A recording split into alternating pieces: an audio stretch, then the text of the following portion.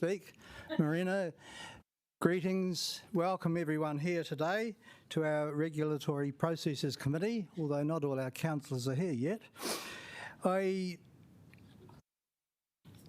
Please note that the meeting is being live streamed. I declare the meeting open. I invite everyone to stand to say the opening Karakia.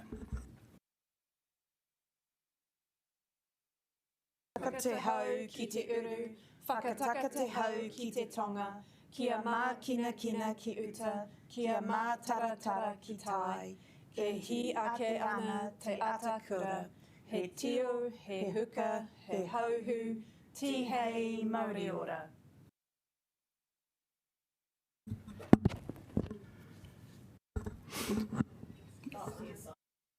Please let me or the Democracy Services Advisor, Sean, know if you intend leaving the meeting prior to its ending. There'll be morning tea after public participation around 10:40 a.m. Right, apologies. We have an apology from the Mayor for either late arrival or early departure, or possibly both. Councillor Condi is here. So they're the only official apology, well, one official apology. Do I have a seconder, please? Councillor Condi, thank you. Put the motion, it's been moved and seconded. Please press 1 or 2 on your remote to vote.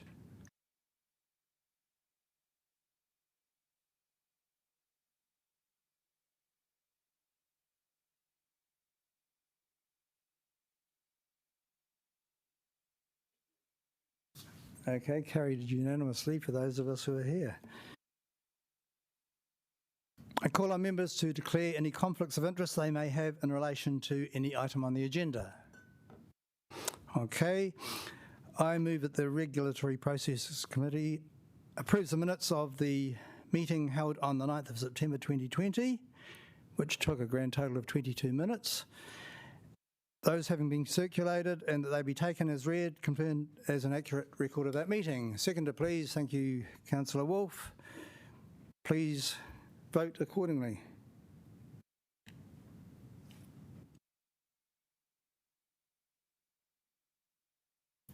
Thank you. Right, there are no items not on the agenda. We now have a number of public participants speaking to us regarding items on the agenda. You may already be aware you have 5 minutes each, and if you want to allow time for any questions from councillors, it needs to be within those 5 minutes. And the clock for people speaking is up there, so might pay to keep an eye on that. I will endeavour to give you a reminder of when your time is starting to run out, if I remember to do so. So we'd like to invite to the table Julia Barnett to speak on Elizabeth Street. Welcome, Julia. Hi. If you press the button on your microphone, you're welcome to sit and speak to us for Hi, well, 5 minutes. I hope have you all read, and now you're all familiar with the comments from people that have lodged submissions by the emails? I think you can. Right, okay, well, because mine really states exactly what I feel, and I've never spoken at something like this, so I'm a little nervous. But I just think there's a huge number of wider issues that need to be addressed in our street, which was originally one of the really special streets in Wellington. Well, if you go down it now, you wouldn't say so. I noticed that a lot of the suggestions that people have made in response to your, whatever it is, proposal, and a lot of comments have come back that it's out of the scope of this proposal. But I think that everything needs to be addressed.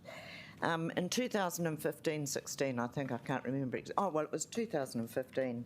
We residents in the street sent a petition to the City Council asking for trees to be removed, culverts to be fixed, dangerous footpaths to be fixed, and the planter issue. We wanted the trees removed, not to be not replaced. We wanted them replaced with suitable trees for the property, for suburbia. The trees that are existing are not. And in March 2016, I received a letter, a response to that petition, which I have a copy of here, from the City Council, saying that the trees will be reduced, not removed, but will be reduced, and reducing over the trees in the footpath in 2016, and this will be the beginning of a 5-year stage reduction program. Well, that has not happened. Regarding the issue of the uneven footpath, we have 2 footpaths in our street, one which is dangerous, and we've had numerous people fall. This was promised that the resurfacing of the renewing and footpath, curbing and footpath in Elizabeth Street will occur in the new financial year, July 2016 to June 2017. We're now in 2020 and absolutely nothing has been done. In the past, we have planter curbs in our street, one at the top of in our section. Our section is a cul-de-sac, and there's one at the top of the street, one in the middle of the street, and one further down outside the councillor's house. And these planter curbs are extend way out into the actual road. No trucks can get down without damaging the curbs. They used to be repaired. Every 6 weeks they used to be repaired so that the streets still look relatively tidy.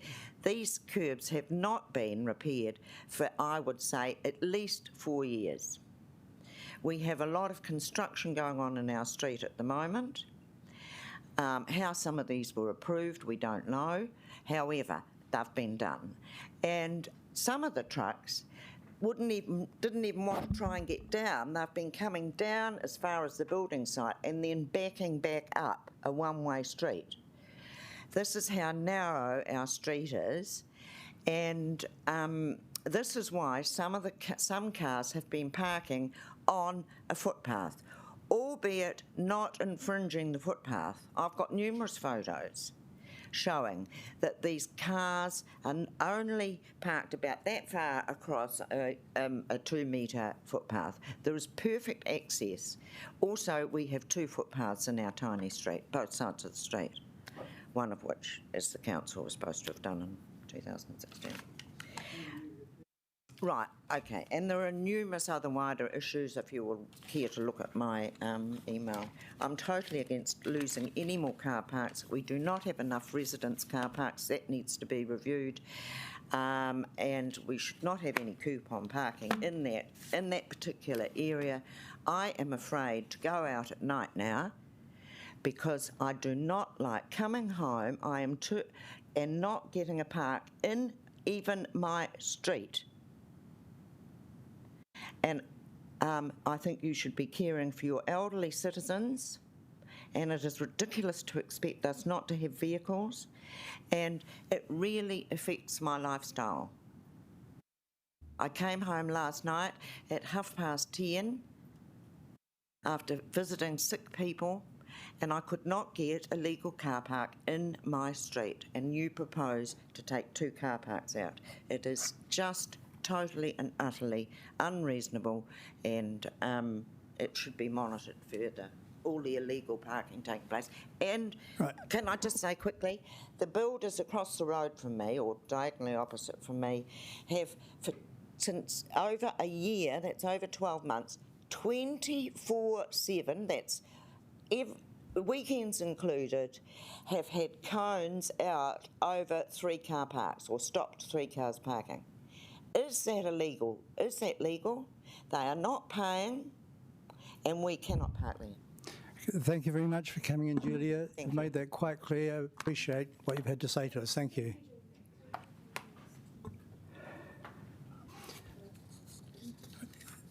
Stuart Duncan to speak to us on Elizabeth Street again. And Stuart, you have 5 minutes, and if you want to allow any time from any questions from councillors, please allow it within those 5 minutes. Thank you very much, Mr. Chairman. Could I just have someone pass that around? That was quite fortuitous this morning. Crown removals parked outside the house, and I just grabbed the iPhone and took a photograph. But it illustrates perfectly why we park on the footpath. There are two bits to my submission. One's procedural, and I'll just deal with that quite quickly. The original notice that we were given to the occupiers at 93, which is my address, said what we'd like to do, extend the broken yellow lines to 14.5 metres. Why? Because you've received concerns from residents about parking on the footpath. Where we proposed to make the change was quite clearly stated, Elizabeth Street, Mount Vic, number 91.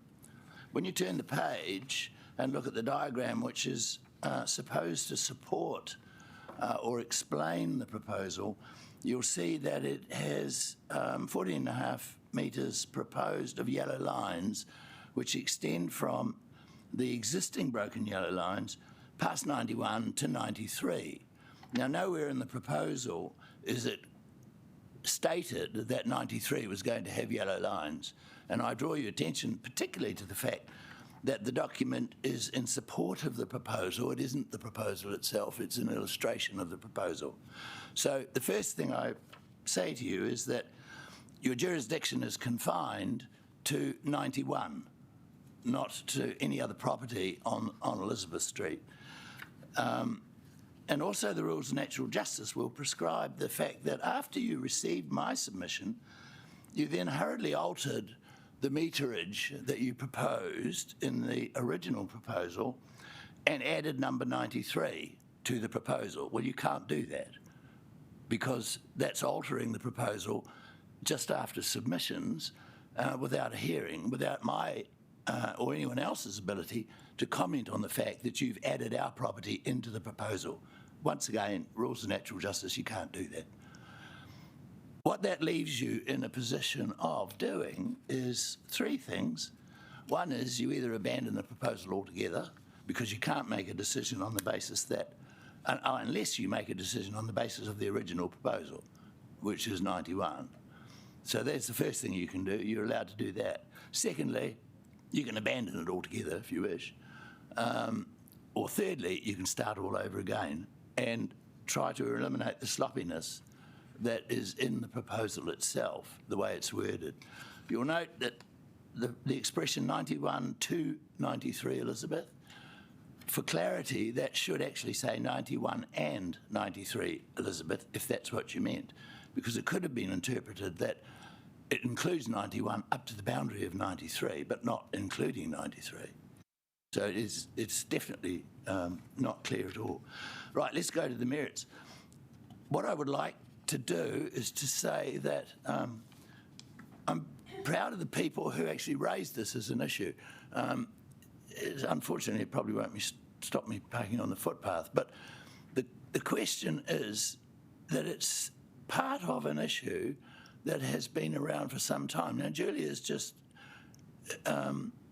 talked about parking as well as the other issues that surround the residents in Elizabeth Street. Local government's become a very complex operation at the present time. You're involved in 1 year, 3 year and 10 year strategic planning. That requires a coordinated approach. That requires the council to look at all of its activities together. Unfortunately, the rest of the organisation doesn't behave like that. You've picked off issues one by one. You've picked a parking issue, which is a simple issue to deal with, you would suspect. But that's raised responses from everybody, but it also points to the fact that what's missing is your inability to actually deal with the community in the same way as you deal with your larger responsibilities. You don't talk to the community as a group. You're picking off just a little issue here, a bit of yellow paint on the footpath, that's it, or on the road. Nothing else is addressed. There's a litany of things that are included in these submissions from people, long list of things that are not responded to, haven't been attended to, and ought to be attended to. Stuart, if you would wind up now, please. Yeah, I will. 7 seconds left. Okay, well, look, are there any questions? Okay, thank you very much. Cheers. You made that pretty clear to us. Thank you for coming in. James Clark, to speak to us on Adelaide Road. Okay, no James. Do we have Joe Pugh from the Mount Vic Residents Association? Welcome along, Joe. You have, as come off my time. sorry, you have 10 minutes representing an organisation. I'm nothing to do with Mount Vic Residents Association. I don't know where that's come into it. I made my submission as a private individual, so we really need that removed. I admire what they do, but I can't speak on their behalf. So, yeah, well. It's just me as an individual. So we're cutting you back to 5 minutes then. Yeah. Right. Okay. The issue here is parking infringement, and my response to this is that Wellington City Council should be capable of enforcing the parking regulations. And it's pretty clear from your website that this is part of the service, or you have jurisdiction to do this. There's a complaints line, there's an urgent number, there's bylaws. There is ability to deal with parking infringements of this nature should the council choose. And I object to the proposal as tabled, the original proposal, because it doesn't accurately reflect the current situation, as the previous speaker has said. There are no yellow lines outside number 1 or 93 currently, and I do note in the submission responses that it appears possibly that the lines that were outside number 91 haven't been maintained, and it looks like council have revised this proposal, and now they're talking about putting lines outside 91 but not 93. But I'm talking about the original proposal, which I don't support for 2 reasons. It's removing parking which is at a premium, and this is widely debated. I know there's a lot of media coverage about private versus public transport, but I would say the issue of this proposal is parking infringement, and I'd like to say to everybody here today, I hope that whatever your view is as a committee, that won't inform your decision on this parking infringement issue. That is outside the scope, and I don't think it would be appropriate for maybe preference for more public and less private, hence it doesn't matter to lose the parks. I don't think that would be at all appropriate. So parking at a premium, why remove 1 if not 2 per the original proposal? Doesn't make sense to me. My second objection to this is that even removing 1 of those parks is potentially going to exacerbate a problem which is already there from time to time. I live at number 85. We have a driveway which at times is very difficult to exit. When you remove parks, people obviously get desperate to ditch their vehicles, and they will park at the back of a row of parks, and the rear of their vehicle may not actually be within the designated parking area. So we come out of our driveway to have to turn down Elizabeth Street. We have a great big vehicle here, actually extending beyond the parking lines. We're going to end up with 1 park remaining here, and if that extends over and there's a car parked opposite, we really do a massive juggle to try and get out and down the street. So I'm obviously very reluctant to remove parks and potentially exacerbate a problem which is there already. So the proposal follows a complaint about parking on the pavement, and I sent through, I think it was 4 photos which I understand were distributed. Now, don't condone that, it's illegal. And I would say to the council, deal with the owners of those vehicles. It's pretty much the same few vehicles that are taking the risk, and I imagine the owners know it's illegally parked. I strongly disagree with the idea that this parking, which I have witnessed over a very long period of time, is impinging the rights of pedestrians. There's a picture there of me like this with the proposal. It's a pretty big wingspan. It's 2 metres, even with the cars parked where they are. They could come in a considerable distance more on the pavement, and I would strongly say I think a parent and child could adequately get through that remaining space. So I do not believe that that is an issue despite the illegal parking.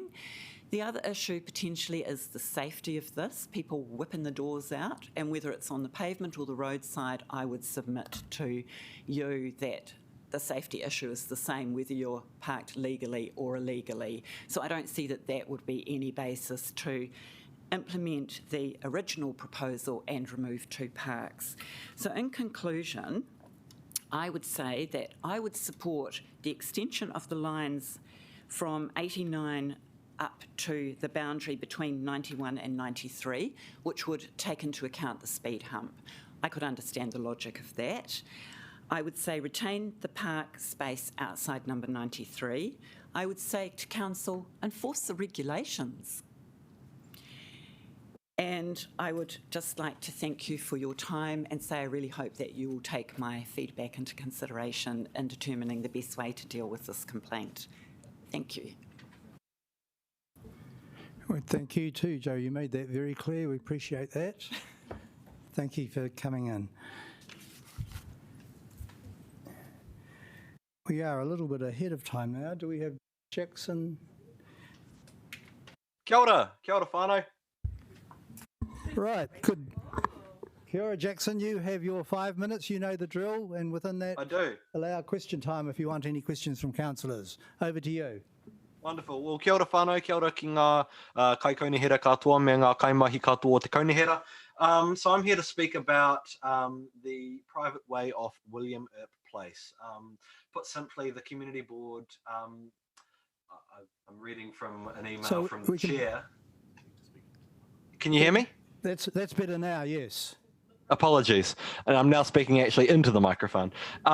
So the community boards, a majority of the community board supports the proposal for Patu Kāwenga Way. On a personal perspective, I believe it's high time that we honour Patu Kāwenga, who was a rangatira of the area, and in fact, those of you who know the name Takapū for the area, including Takapū Road Railway Station, Patu Kāwenga was the rangatira who gave that whole area its original name, and I believe that it's high time that we honour him. The name was originally put forward. The name was originally discussed in 2012 for what is now William Earp Place, and was not chosen. But the Tawa Historical Society, who originally opposed the name, now fully supports it. There's a couple of community board members who I must also say would support the name Doris Mills Way, to be named after former Mayor of Tawa, Doris Mills, and the paper contains a full explanation of that kaupapa. But the board, in a majority, supports naming the street after Patu Kāwenga.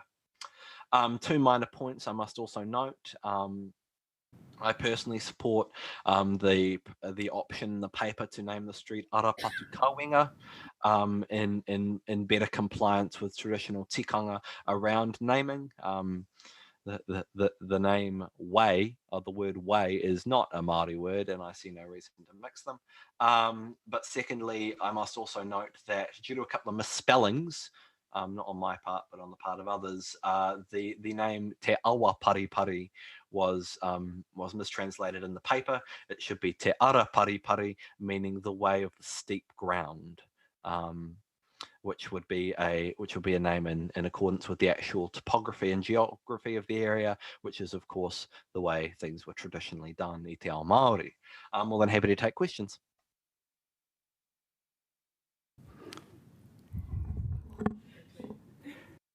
Okay, so basically you're comfortable with the officer's proposal, Jackson? Absolutely, and so is the board. Right, thank you. Very clear. Councillor Condi. Kia ora, thanks, Jackson. Just interested in your views about using the word ara rather than way. And we've had some concerns about that essentially if we go to tikanga Māori and use ara and then the street name, that many of our streets will start to sound the same and people might get confused. Did you have a view on that? I think while there's obviously a need for us to consider, public amenity and the way of navigation, I think so many streets are named street, so many streets are named road, so many streets are named way that it's only a moderate difference in confusion. And because the names will obviously be different, the actual names of the streets will be different. I don't think that's a significant concern, especially when you weigh that up against being faithful to Te Tikonga, which I think is the most important concern as regard to Te Taunaha Whenua, the naming of places, the naming of ways, which is, given the obvious importance of whenua to us as Māori, is an extremely important consideration.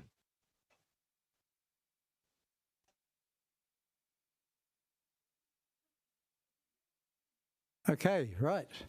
Thank you very much. Appreciate hearing what you had to say, Jackson. No worries. Happy to help. Have a good one.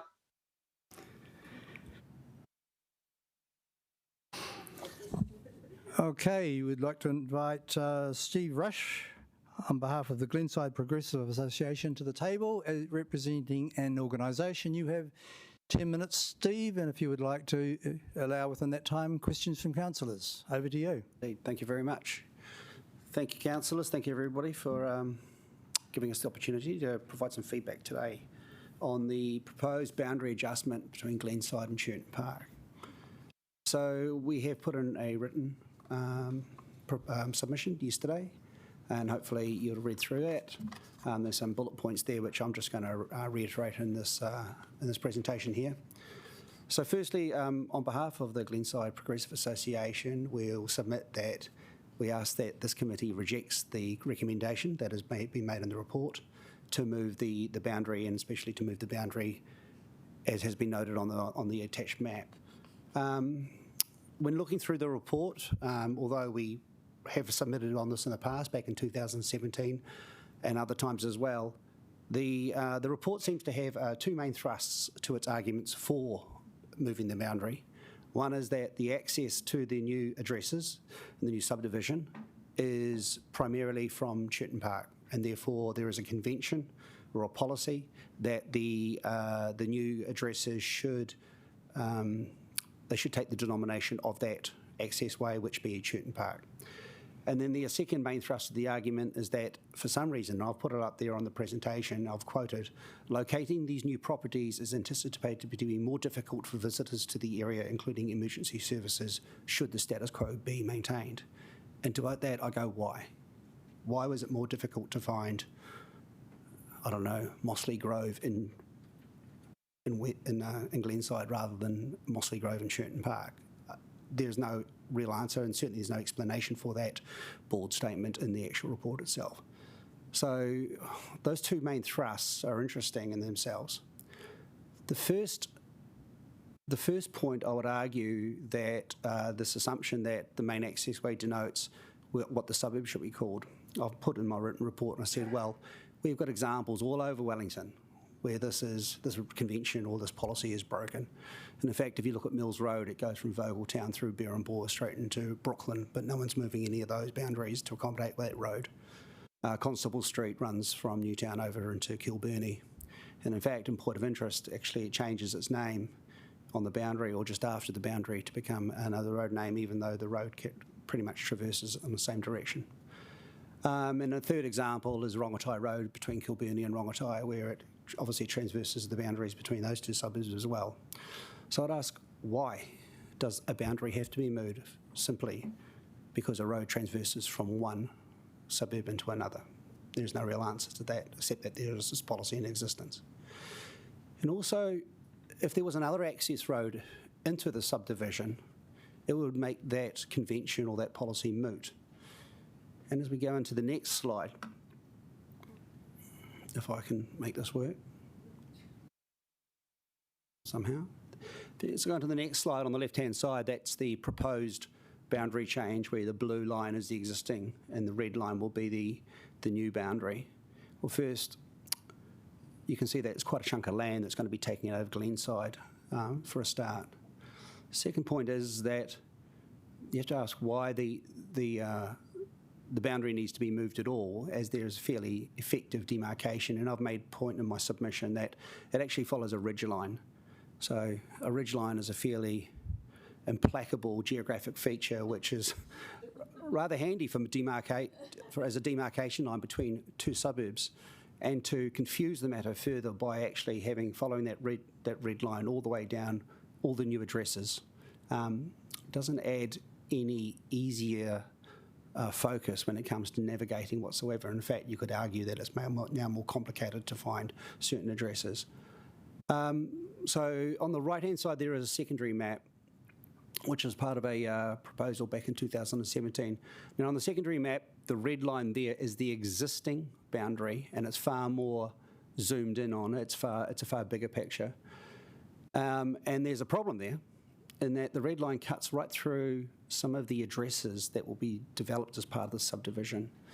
And so the Glenside Progressive Association put through the blue line as an example of how this could be addressed. And as you can see, there is a very, very minor change going around the boundaries of the addresses that would make a lot more sense for the council to endorse. So anyway, the one on the left-hand side, if we look at that map, you can see, it's hard to see, but on the bottom left-hand corner, at the very bottom of the red zone, as the new boundary would be, there is actually a secondary road there on the maps. It's not drawn on this particular map, but on the consent and on the actual developers' maps, there is a second access road going from Glenside into the subdivision. And that is an access road that's currently being used by development traffic, trucks, laden trucks, as well as cars, going from Glenside into that very southern point of the subdivision. That's about it. Yep, that's it there. So it exists, it has been used, it is not forecast to be completed for 4 to 5 years. And what I understand, it's up to the developer when that road will be completed. It's not up to council. I'm not sure about the facts of that, but that's what I understand it to be. But if there was a secondary access road from Glenside into the subdivision, then it would make the first thrust of the proposal moot, because there is now 2 access roads into the subdivision, not 1. Therefore, the convention that the access road denominates the suburb name no longer exists. If that was the case and this secondary access road was developed, then we wouldn't have the main thrust of the proposal, which means the status quo could be maintained. So I would ask the committee to look at the requirement of that second access road to be built and built in a faster time frame than 4 to 5 years. The second point that was made about being able to find things easier if the addresses were allocated to Churton Park as well instead of being allocated to Glenside is that some of the emergency vehicles might need to find this place in a hurry. And well, that's interesting, because one of the reasons for that second access road to be built was for the quickness of emergency vehicles to be able to get into this subdivision. If it is not built, and it is not built in a reasonable time frame, it is quite a long drive right round Churton Park to get to that very tail end cul-de-sac.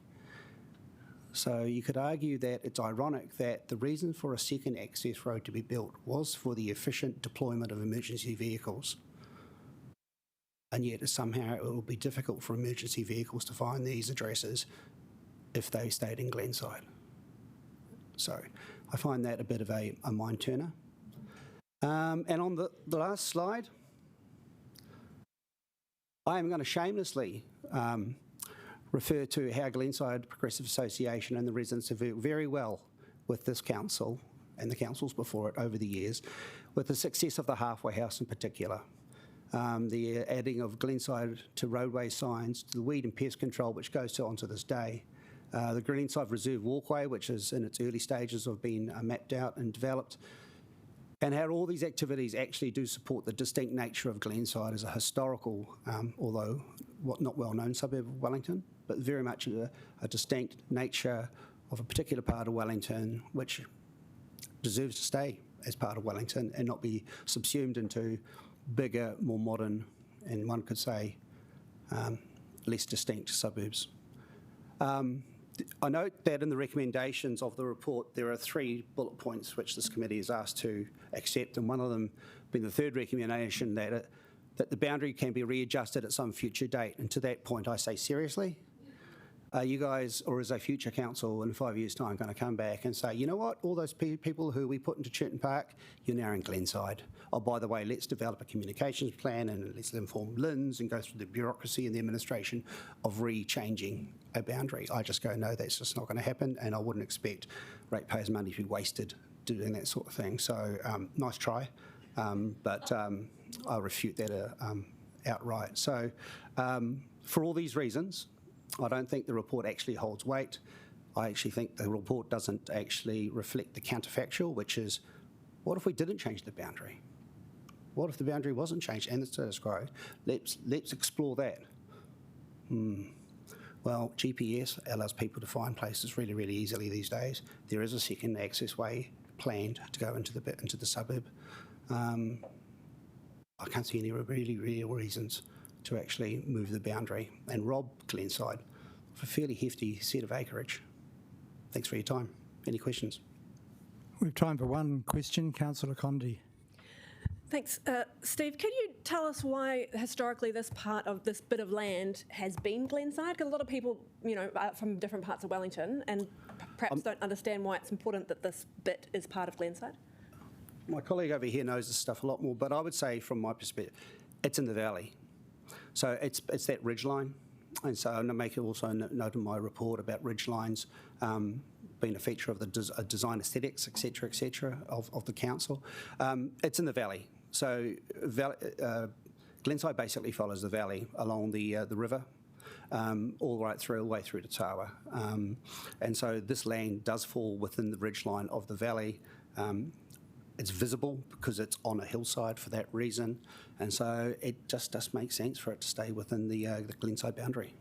Just one quick follow-up question. So obviously your preference is that the boundary line stays kind of roughly here and this stays in Glenside. Yes. If the officers were to say that, we don't want to go straight through these houses, what if we moved it further in, so a bit more of Churton Park became Glenside, for example? Is that something that you would be fine with? Where Glenside would be a bit more? There we are. You can see there where we've gone. Yeah. So that's at, apart from that little cut-off bit on the left-hand corner there of this particular map up there. Yeah, absolutely. Whatever makes the most sense and is the easiest, that's fine. But we don't want to lose X acres if we're possible. Thank you. Okay, thank you very much, Steve. Thanks for your time. Thank you for coming in. All right, Claire, welcome to the table. You know the drill. 5 minutes, including questions. Thank you. This first PowerPoint shows the current suburb. And if you look, I've enlarged a little chunk there to show you the area that's now being developed, just to show the size of it that we're talking about in relation to the whole suburb. So the suburb has significant bush landscape, historic sites and places important to Wellington heritage along the Old Poro Road. And some of these sites are recognised in the City Council's district plan and in the special natural areas that are proposed by the City Council. Where do I point the thing? Oh, there we go. So this shows the area that we're talking about. So picture there so you can see it. And Malcolm, you might like to just point out to people where that road is that hasn't been, it's formed but not open to the public yet. It comes down the angle of the, if you go to the right-hand slide and you see that sharp angle that comes down the top there, that's the road there. That hasn't been opened. It comes down off and goes up to the gate's behind that house. It's hard to see. Yeah. So that's just to show you the access road that Steve was talking about. From the 1840s to 1928, the locality of Glenside and Churton Park, and Jenny, this will answer your question, was called the Halfway House and the Halfway, and it was named after the accommodation houses located halfway along the route between Wellington and Porirua. So in the 1920s, the existing halfway house, I've shown you two there, one was in 1849 and the other one was built in 1886. In the 1920s, this was owned by the Philip Watt family. Watt's well known in Wellington's history, Watts Peninsula. So Mrs. Watt, her family did the original subdivision of in 1928 of the Glenside village area, and there was a competition to rename the area because there were 300 people camped there for the development of the railway line, and there was a post office opening, and she called it, recommended Glenside, and that's why when the area became Glenside, and that's all that land, Churton Park and Glenside became Glenside. Bearing in mind it was mainly farmland then. If you see just to the right of that picture, there's a little cottage on the centre right of the first picture. That's the Glenoogie homestead, and there's Glenoogie there in 1886. We support Glenoogie Grove that Council's recommending for the road. Glenside, the naming policy recognises that Glenside has place names after farms, and that is a Scottish name that was given to the farm, and the family that named it back in 1886 still live in Glenside, and I'm still in touch with them, their descendants. So that's a great name, and we support that. Pine Hill's the name given to the Stebbings family farm, all of Stebbings Valley and the Stebbings farm, which came down to Middleton Road or the Old Prora Road, and they gave it that name in 1863. And that is where this new subdivision is. So the Stebbings farm was named after this tree, Pinus halopenus, which was above the entrance to their farm. And on the right-hand picture, where that gate is, that's Stebbings Road. It's now a walkway today, where we've been restoration planting, and that's the entrance to their farm. And that tree was marked the entrance to their farm.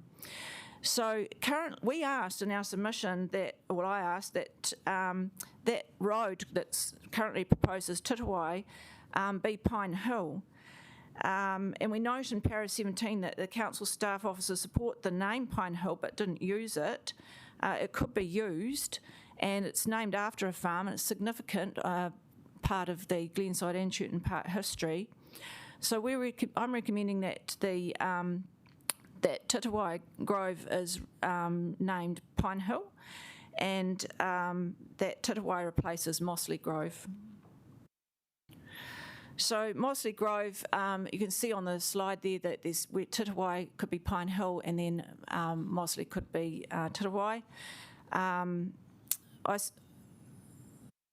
I've got that lovely picture of the harrier hawk there. I support Te Kahu as recommended by Ngāti Tawa. Our community recognise Ngāti Tawa as the mana whenua, and we note that in para 22 that they do have that hawk would have flown in the area. It's still here. I saw one with the Landcare Bird Survey just earlier this year, so it's still around the area, and it's a great name for the road.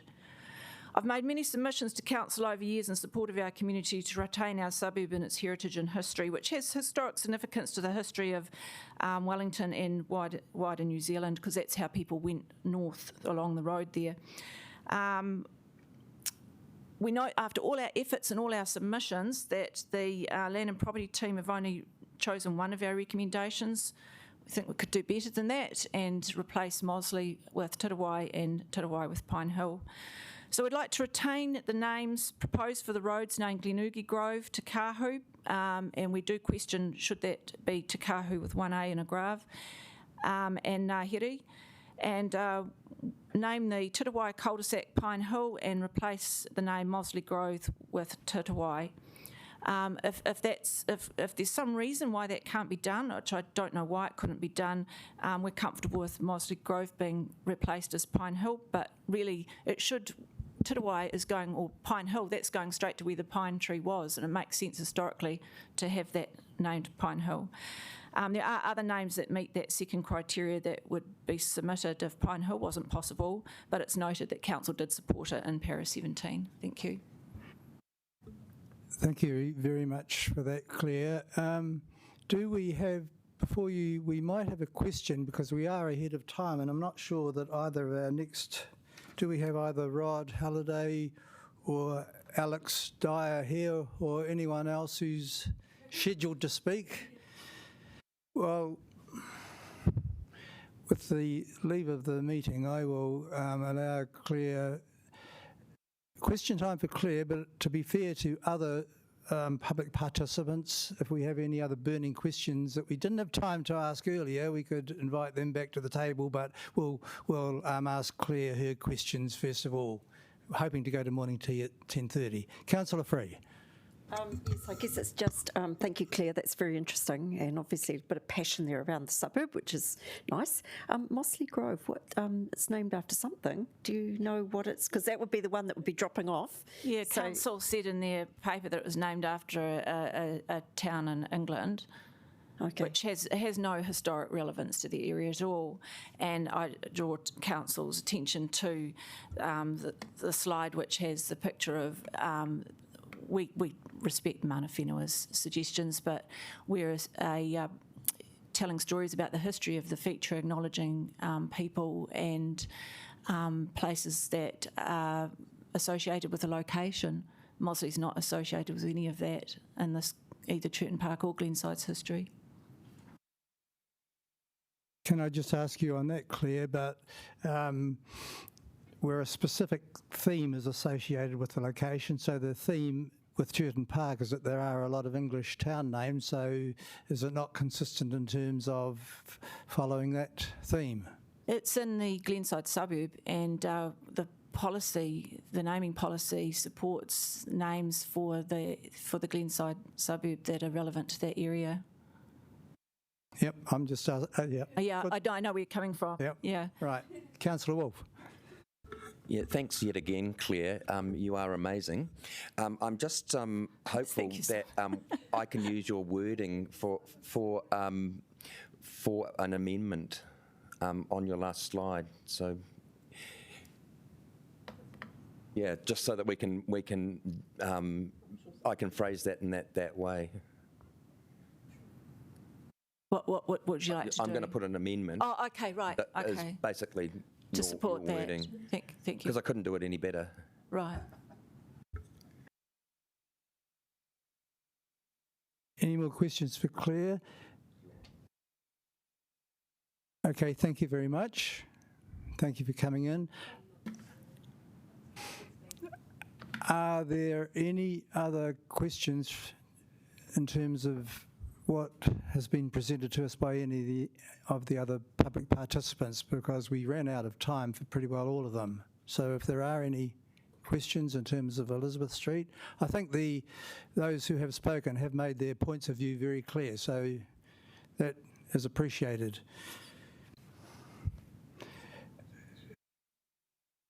Happy with morning tea early? Is it there? Well, we can pray for a miracle. We will adjourn and be back at 25 to 11.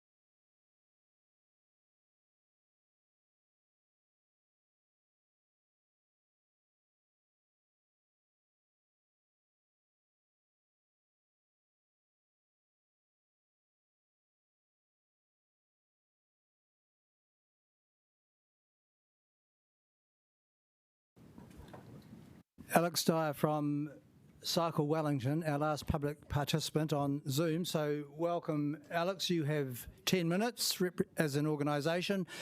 Bear in mind that if you want any questions directed your way, to allow those within that 10 minutes. Over to you, Alex. Kia ora, thank you. Kia ora koutou. Alex Dyer is my name. I am the new co-chair of Cycle Wellington, and I live in D Street in Island Bay. I commute into town, less frequently now that since lockdown, but I ride my bike through Adelaide Road into town most days. I'd like to talk today specifically about the traffic resolutions. I think they're 12120 and TR 13020. So some parking removal on Adelaide Road and on Hutchison Road. So specifically I know for Adelaide Road that people have been campaigning for an improvement here for a number of years, if not decades. It is a pinch point for cyclists in the current configuration. So removal of pinch points, which both of these traffic resolutions will achieve, is going to improve the safety and conditions for people riding bikes, which in turn aligns with several priorities for WCC, including carbon reduction targets. The more people we get on bikes faster, the faster our carbon emissions from transport are going to come down. Some good points about this. I just wanted to point out the amount of off-street parking that is quite accessible at this location, where for Adelaide Road, at the moment, one car park is being slated to be removed. So there's lots of off-street parking at this location already, which is, I expect heavily underutilised for the majority of the time. Another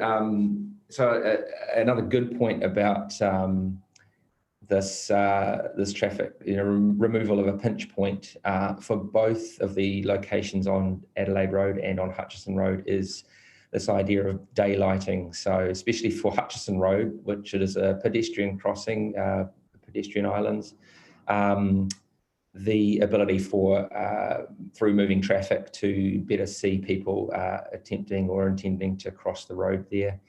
And there's a similar daylighting enhancement on Adelaide Road, because there's several shared driveways in this location, and this car park that's being slated to be removed will improve daylighting for people exiting and using or entering the shared driveways there.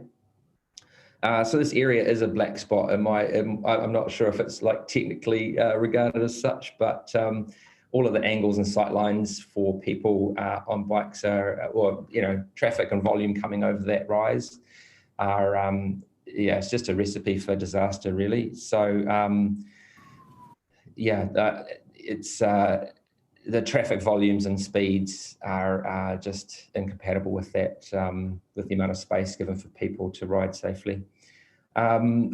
I've also, I'm told that anecdotally in Hutchison Road, there was a car parked in the location being slated to be removed, and for a number of months, just people leaving them there because there's no reason why they can't. And I've noticed that the same has happened on the Adelaide Road car park. There's been a semi-derelict BMW parked there for months on end, getting in the way of people getting through really easily. I have personally witnessed several road violence incidents in this area. It sticks in my mind riding past an incident where a toddler, a young child, had been struck, and I presume they lived in the Granville Flats. So this is slightly further north than where this car park is, but it just goes to illustrate that there are, unsafe conditions for a lot of the community at this location. I when I ride with my children through there, I make them go on the footpath or ride with them on the footpath if they're accompanying me. It's too dangerous otherwise. The inclines in both areas, Hutchison Road and Adelaide Road, mean people are riding generally a bit slower. They've got a little bit less balance because they're negotiating the incline. So they need a little more space to feel comfortable for their balance. And yeah, not to get blown about, as it were. So as I understand it, there's been overwhelming feedback to remove more than the one car park in the Adelaide Road traffic resolution. And most people would like to see the 3 car parks at this location removed, not just the one. I agree that it would be wasteful and frustrating to not do more sooner in the one package of work. So I hope that this meeting will agree to formally request a new traffic resolution to remove 3 car parks, which I understand is a potential manoeuvre. Yeah, and just one final point was suggesting the improvement of daylighting a whole lot of other locations, especially pedestrian crossings around Wellington. I noticed there's quite a lot of parking straight up against them, a lot of places I ride, and that's me, Ngā mihi nui. Thank you very much for that, Alex. Any questions from Deputy Mayor Free? Thank you, Alex. As well as hopefully bringing back an amendment to remove all of them, all the car parks. What's your view on if council were to say put some hit posts to make it just a little bit safer coming up Adelaide Road? Is it worth it, or and then perhaps directing people, fan them back into the traffic? Is there enough scope to do something useful? Yeah, I think that could be useful. The conundrum, if you like, for making more space by removing obstacles of some kind is that it widens the road, which has a kind of the opposite effect of calming. So it's sort of the danger is we could see speeds increase even more because there's a sense of extra space. So if there were some sense of physical limitation, I think that could help to keep the speeds lower. And if there's any other ways that the speeds can be lowered through there, that would be advantageous.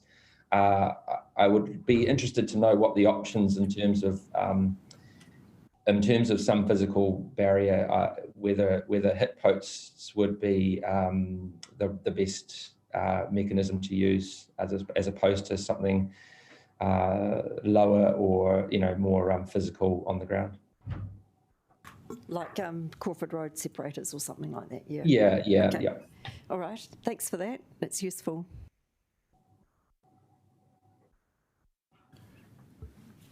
Okay, there seem to be no more questions, so thank you very much for your presentation. Alex, thank you for taking the time to share your views with us. No problem.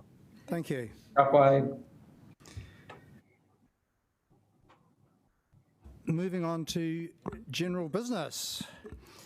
On page 7 of your agenda, the suburb boundary adjustment, Glenside Churton Park.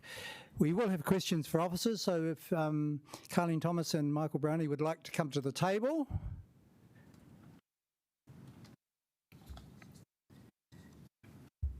Actually, at this point, I have been asked to ensure that councillors have all read through the email we got from Fire and Emergency last night. And the gist of it was pointing out that the name of a suburb does play an important part in enabling fire trucks emergency services as a whole to get to the destination to which they're heading without getting lost. Questions for officers? Okay, I have a question just following on from what I have just said. Do you not consider I had a conversation with a retired chief fire officer last night, and he said basically everything is so computerised now that the fire engine on the, well, we're talking about fire truck, there are obviously other emergency vehicles, but I didn't get to speak to the ambulance service. And anyway, getting to their destination, it's all computerised. I mean, basically in the same way that the average Joe citizen can get directions courtesy of Google Maps to a given destination, surely is it not reasonable to assume in this day and age that emergency vehicles have an even more sophisticated system? Basically what he was saying was they are instructed from the outset which road to go down, turn left here, turn right there. That's on the assumption that they don't know how to get there anyway, and a lot of fire crews are familiar with their own area and know how to get to a given street anyway. Sorry, that was a question. Tēnā koutou. The advice we have been provided with is that suburbs do form an essential part of an address and are used for wayfinding. Okay, very succinct answer, thank you. I see no other questions, so... Oh, Councillor O'Neill. Kia ora, thank you, Chair. Just to reiterate what a public submitter asked earlier, what would be the implications of not changing it and waiting, for example, and waiting? The primary purpose of an address is for wayfinding. This means that where possible, a suburb should reflect the street or the location of the property. If we do nothing now, it does imply that this part of the development could be reached via Glenside, which is not the case in terms of public vehicles. It's not an ideal situation. Chair, could I request that, or just to confirm that the email we received last night from Matt Donaldson is tabled publicly so that everybody has access? Is that a motion that we have to put, or can we just ensure that that can be tabled and it will just be attached to the minutes for public record? Thanks. Just to ensure everyone has the same information. Councillor Day, do you have a question? I've got another one. So obviously that was FENS. I didn't see the information, but there is other emergency services and the implications for them will be slightly different, but also I guess just how we communicate when we have a change, and I'm thinking of even things like Te Whare Pōuri. Do we have a direct way of communicating when things might be a little bit different, like in the situation that it's likely the committee might say, you know, we want to keep it in that suburb for now, and hopefully, you know, we can do some work on the other connection. And do we have a way of communicating back with emergency services to make sure that they are well informed of little things? Because we've already got some historical oddities in our city. I know Councillor Sparrow was saying, you know, we've got a street in Tawa that 6 of the houses are technically Porirua. Those people in Tawa don't feel that they live in Porirua, and when they call the emergency services, I'm pretty sure they won't say, I live in Porirua, because that would confuse the emergency services. So do we have a two-way interaction where we can highlight areas that we think they need to be really aware of? Because it should come up in their systems then as being, this is one that you need to be aware of. We could communicate that. However, the way the automated systems in the 111 call centres work is that it's a very much a yes-no type of situation. More that from their end they've got enough information so that when someone's calling and they're typing something in, because they'll be typing in a name, then there are ways that their system can have a little bit of extra knowledge, or that also they just share it with the staff who are working at the time to know that in Wellington City these are the areas that, you know, go across multiple suburbs, and that you need to know that that street has slightly different things. Do we have any way of making sure that they're aware of those things? Because clearly they are with the ones that already exist. How do we let them know about new ones that might be a little bit different? Yep, so we certainly do advise emergency services and communicate with them regularly with regards to addressing, Michael might be better placed to answer this. He has a more direct communication with them. As soon as a name is approved, we formally advise Land Information New Zealand and Emergency Services. Matt at the Fire Service coordinates things for all emergency services, so they will get a GIS file showing exactly where things are. As part of their processes, they also put alias names so that, in this case, if it was approved as Glenside or to stay as Glenside, they would put notes to say adjoining Churton Park. So they'll do as much as they can to try and help. It's just that they recognise that in reality, when a call comes in, the people jump in their truck or vehicle and they think, oh, I know that suburb. They'll head off in that direction. Then they'll start using their systems. The systems aren't perfect, but that does happen. So the more it can accurately show where to go to, the better. But we definitely have good processes to make sure that emergency services and LINs and everyone else who uses this data is updated with what's been decided. I've just got one follow-up question too, that in this situation, none of these street names are doubling up with anything in Churton Park or Glenside, is that correct? So there's no...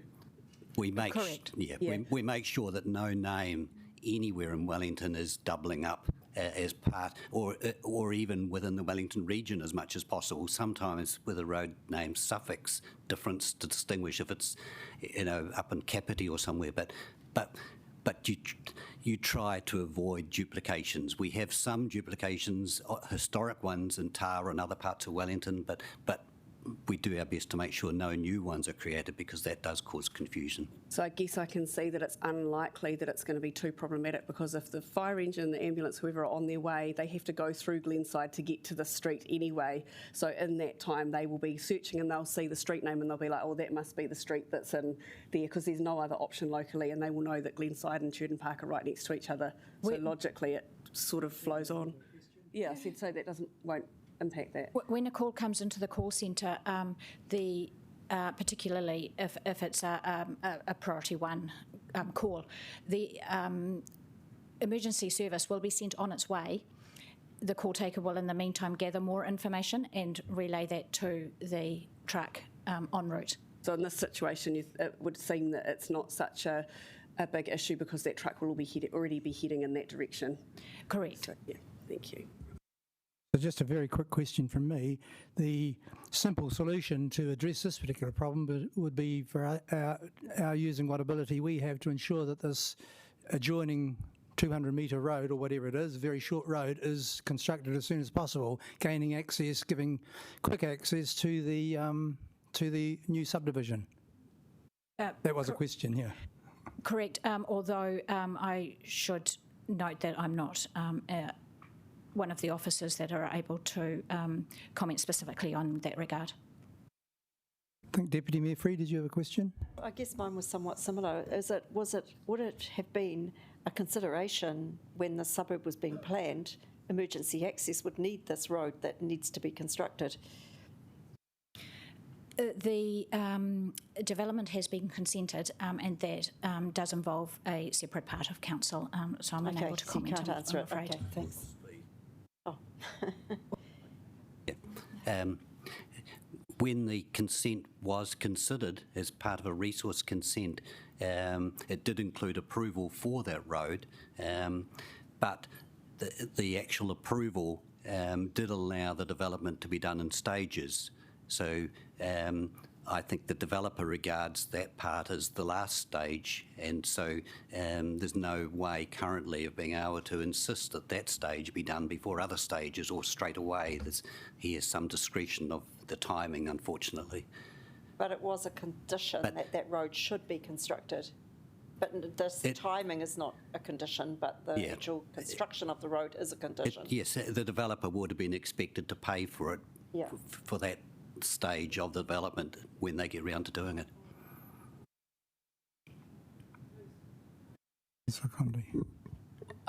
is it a condition of the resource consent, or is it permitted under the resource consent?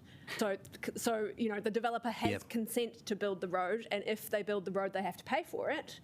But is it a requirement of completing the consent that they have to finish building the road? Yeah, my understanding is yes, to complete the whole of the resource consent, that will mean constructing the road at the developer's expense.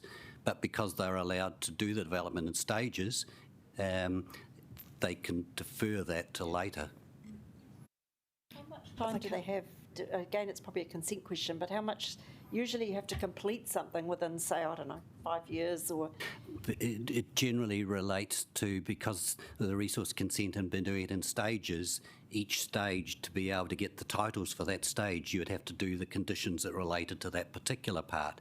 So maybe the balance may expire before they get round to that last part. I don't know that there's any technical way of forcing the developer to do that part within certain timeframes. Just to add to that, we did pose the question to the developer of timing, and the indication was 4 to 5 years. Thank you. Okay, I'm going to introduce the report now.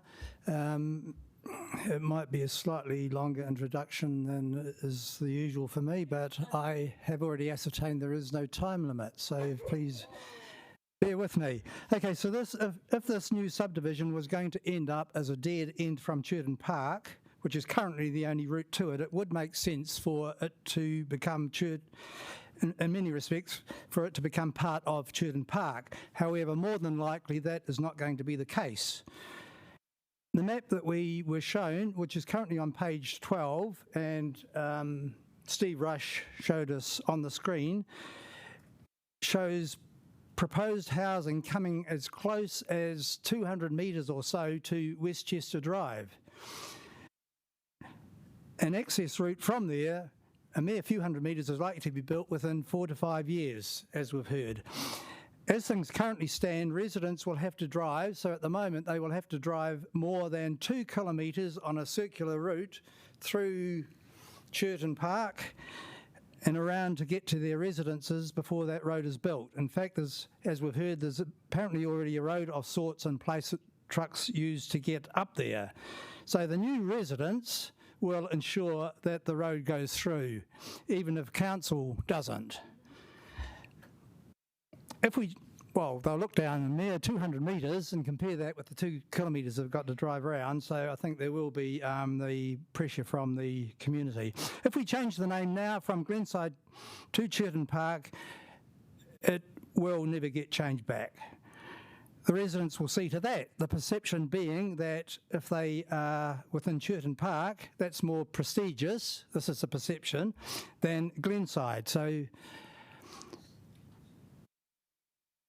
I was going to say I'll be voting no to the recommendations. In fact, we are changing the recommendations to the new ones as on the screen here.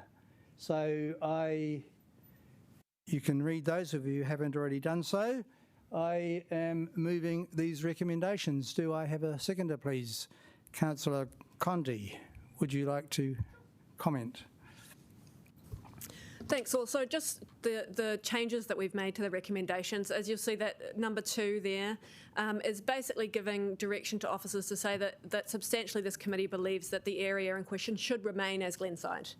So the effective recommendation to us is saying that we're agreeing to keep the suburb boundary relatively close to where it is right now, and that's the direction of the committee.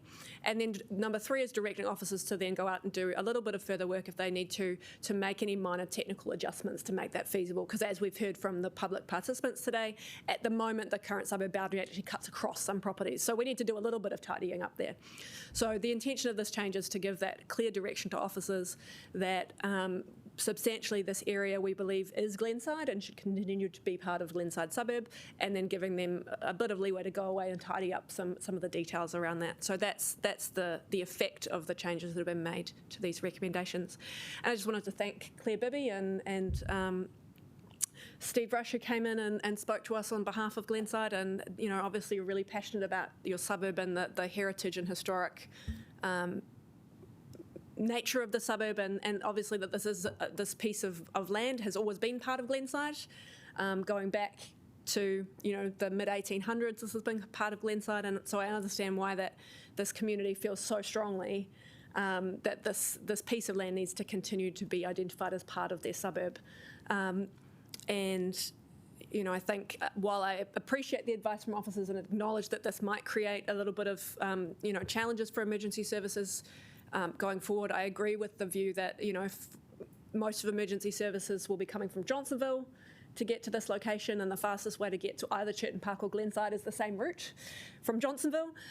So the chances of having a serious mishap because we've retained this for a few years while the road is being built is relatively low in the grand scheme of things. I didn't come to that judgment lightly. I obviously take it very seriously, the access of emergency services and their ability to do their job. But in this case, we have to weigh that up against the aspirations of the community, which, as I say, there's kind of heritage that goes back to the mid-1800s that needs to be taken into account. So thanks, everyone. Thank you. Councillor Day. Oh, kia ora. Thank you, everybody. And I'd just like to begin by acknowledging and thanking Claire and Steve for coming in today and all of the work that they've done to be able to present the information that they have to us. And this has actually been a really long journey. Talking about that boundary has not just started with this paper coming to us this week. But yeah, also really want to acknowledge the work of the staff to try and consider all of the different implications of the changes, and to be open to going back and doing a bit more work. I think it is worthwhile, because as was pointed out by Steve, actually the distance of that kind of the round route that they have to go to, if it's an emergency service going to, is more of a concern in many ways than the name. That actually that 2 kilometres is time, and time is something in an emergency which is really important. And I think, like has been said, that actually these names aren't going to be confused in that local area with the next suburb, and they do have to go through Glenside. So I think it's important to acknowledge that those risks are very low. And personally, my concern is more around that joining and that distance and time. And I'd just like to acknowledge that maybe a perspective of Churton Park being seen as more prestigious is there, but actually I think the fact that we have residents from Glenside who come and talk to us so much shows the pride of people who live in Glenside, and actually that goes a long way. And it's actually a suburb, I think, which people do know that there's a really special character to. So it's not really comparable. It's a different feel, and I think it's important to acknowledge that the people who live there actually do spend a lot of time thinking about how to make sure that that community keeps its special character. And I think that is really, really exciting in a city which is constantly changing. We do have some amazing history there, and it's being very well recorded and shared locally. So I'd like to acknowledge Claire and her many people that she works with to keep that history alive, because it is very interesting. It's got many different twists and turns along the way, but it's a lovely, beautiful area, and I think it makes complete sense to be considering keeping this as the same as it has been. So thank you. Come to you in just a moment, Deputy Mayor Free. I do need to express my thanks to council officers. If I don't do it now, I'll forget.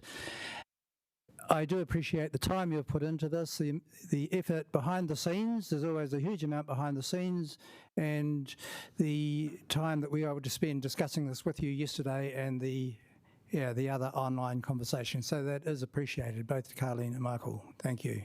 Deputy Mayor Free has an amendment, or? Yes, I do.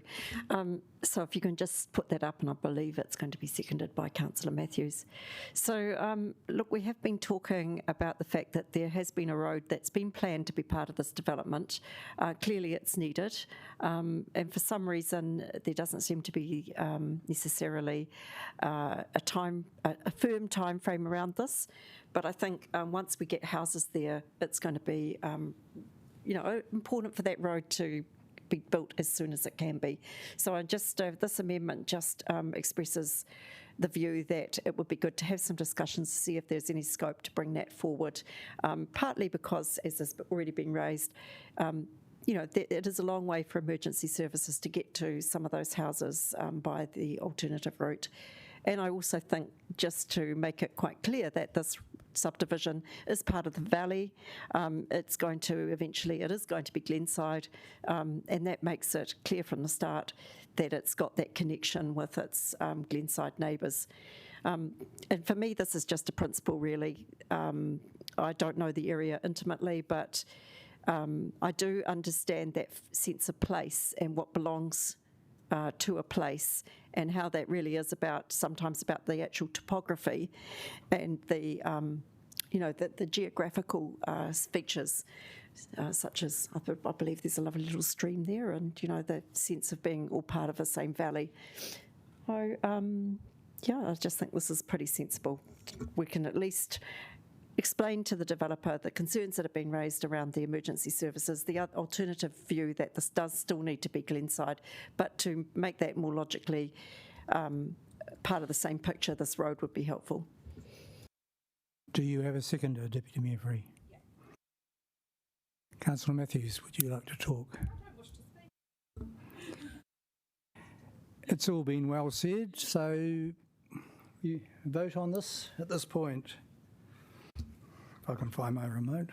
Right. This is the amendment, by the way. Yeah.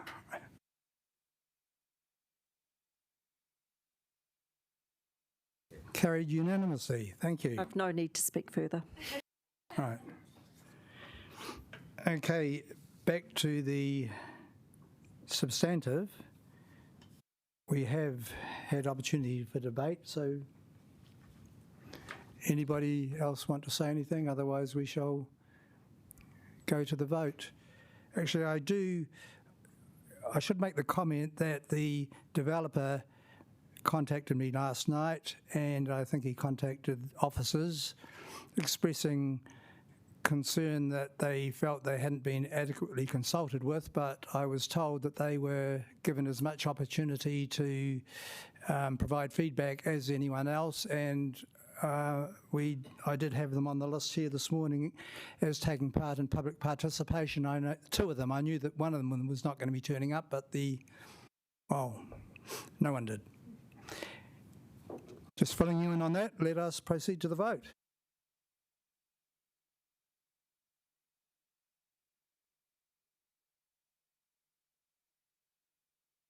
Thank you. Again, carried unanimously. Item number 22 on your agenda, page 13, the names for the 4 cul-de-sacs and 1 road. Any questions for officers at this point? It was good that we had a long morning tea break to ask questions. So do we have any questions at this stage? I think basically it's been fairly well thrashed out. Okay. Is there, right, there being no questions, my introduction, officers are recommending the approval of name of 4 cul-de-sacs in Glenside, and 1 road. There has been 3 of those pretty straightforward, as I understand it, but there's a question mark over a couple of them, and I think we have some amendments, but we shall proceed to debate. Who would like to speak first? Sorry? Seconder. Yeah, seconder. Councillor Condi, over to you. Great. So again, this set of changes that you see in front of you, the recommendations essentially implement the request that Claire Bibby brought to us as public participation. We've made a minor change, which is that Pine Hill, Claire Bibby requested Pine Hill as the name, but we have to have a street or a road or a word at the end of that. And we had a quick chat in the morning tea, and we settled on Pine Hill Rise, which Claire was very happy with, and I think sounds lovely. So that's the slight change from when we were talking about it at public participation. And we've had a bit of a switch around about which grove is being named which name. So Pine Hill Rise is going to be named is the one that's currently named Titiwai Grove on the map, if you're looking at the map, because that's the one that's closest to where that pine tree actually used to be. And then we're going to be using Titiwai Grove for the other cul-de-sac nearby, which was currently labelled Mossley Grove on the plan. And as we said, because this is now Glenside, I think we're comfortable with the idea that Mossley might be an appropriate word in Churton Park for that theme, but we're quite happy to have a Titiwai Grove to acknowledge some of the character of Glenside there. And just thank you to Niki Kahu, who's here from Te Raupōtama, to help us Karu, sorry, to give us the update on making sure we got the spelling correct for Te Kahu Rouge, and just for all the work that you've done on getting more of these te reo names in front of us. It's exciting to have another slate of Ngāhere, Te Tiwai and Te Kahu in front of us to vote on and moving forward on that naming policy. So kia ora to you for the mahi there, and thank you to the team who have been working with all of that as well. Thank you, Councillor Condi. I didn't make it clear before that we have a new set of recommendations here replacing the old ones, and they are on the screen there. Councillor Day.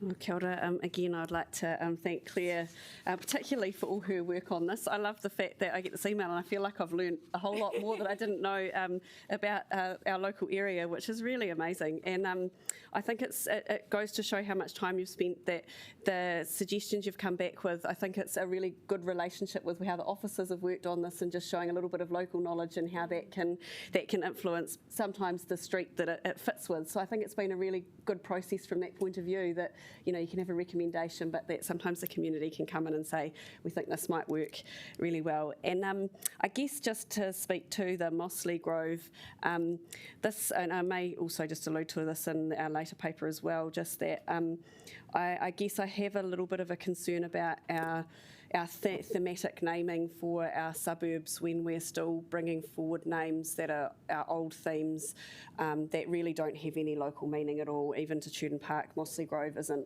anything special to the community there. So I think that's where I start to earmark that we may need to have a little bit of a review of some of that. I think it's totally important that we acknowledge that there's a history behind our naming themes and that they do need to be recorded in history, but that we need to allow for contemporary change. And that's something that I think whenever you establish a policy, you sort of start to see how things play and how it works and doesn't work. So I think that's learning for us as people, some of us who accepted the policy last triennium. Maybe now I look back at it and I think we might need to have another look.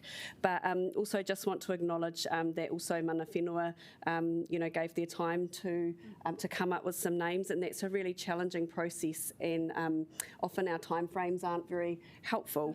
And so I guess one of the things that I would like to see us thinking about is that, and I guess understanding a little bit more about when each of the teams knows about what's happening, because of course these developments have been earmarked for a long time, and even the paper that we're going to be talking about next, those properties have been built for a couple of years. So we as a council know that those names are going to be needed within a sort of a 2-year period. How do we make sure that that the naming team get a good heads up, so that they could potentially go to mana whenua 2 years out and say, these are the streets that we're going to need names for, and then it means that they can sort of work through a whole lot together and save time and energy, but also then it makes it easier.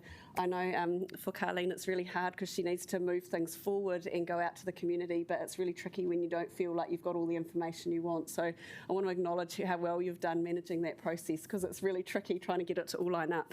But so that's something I think it would be good to understand and see if we can work on. But yeah, really pleased to see the way that this has worked through, and I'm very happy to sit here and support, but I can't vote. But I do support what's being recommended. Any other speakers before we go to the vote? Okay, I have nothing further to say. The recommendations are on the screen there.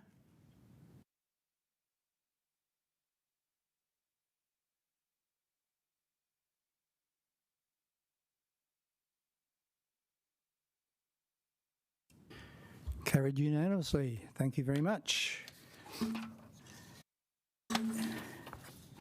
On to item 2.3 on your agenda, page 21, the private right-of-way off William Earp Place in Tawa. Questions for officers on this one?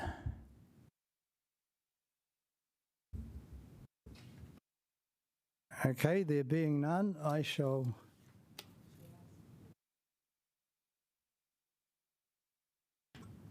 Would like Deputy to Mayor just Free? ask a little bit of advice on the addition of, you ask, okay, so you are agreeing for budget going away, okay. So knowing that there might be an amendment, I will ask some advice about the, your view on using ARA Patu Kawenga versus Patu Kawenga Way? So the concern here is that we reserve ARA for occasional use rather than everyday use to avoid perpetuating the first part of road names over and over again. I note there is an Pika Street in Johnsonville and an Arapawa in Plymerton. So therefore, if we also have Ara Patu Kawenga, although the second half is different, the first half is the same. And so the concern is merely to ensure that we use it very judiciously, and not saying that that is not the case if we use the term Ara in this instance. So you're saying it can, if you're looking at a list alphabetically, there can be a lot of Aras, and that can maybe lead to a little bit of confusion if you don't look carefully enough at the second bit. Correct.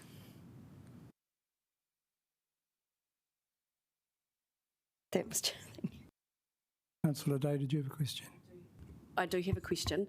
So just with regards to an email that was sent through last night, and Nikki, I won't ask you to get up out of your seat, but just that mana whenua have asked for a slight change in the history, and I think Councillor Matthews can put it forward as an amendment, because obviously the paper's already been created, but if we can put, is it okay, do you feel it's okay to put that on record? It's just a little bit about the history of Patu Kawenga and his relationship to both Ngāti Toa and Taranaki Whānui and some of the flow of time that happened through that. So I guess, yeah, are you comfortable with us putting that in as an amendment? My comment would be that that would be entirely appropriate. Great, thank you. Fantastic.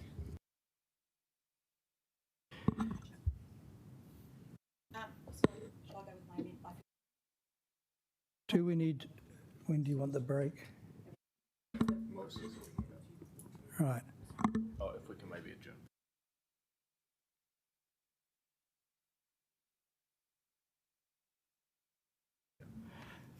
Okay, we're going to move the paper, but just a wee bit of background here in introducing it.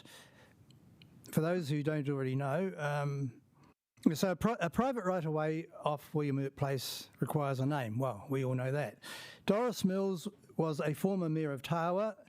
That name was initially my first preference, and the reason is that there are currently 6 streets in Tawa named after women. 42 are named after men. There's a slight imbalance there. About low 20s, I think 23, 24 have te reo names at present. We've been told that Doris Mills is too similar to Doris Gordon, an existing street name. And one could debate that issue, but I won't. Anyway, the Tawa Historical Society felt that it would now be appropriate to name this right-of-way after Patu Kawenga, that name not having been used back in 2012, and it was their second preference at that stage.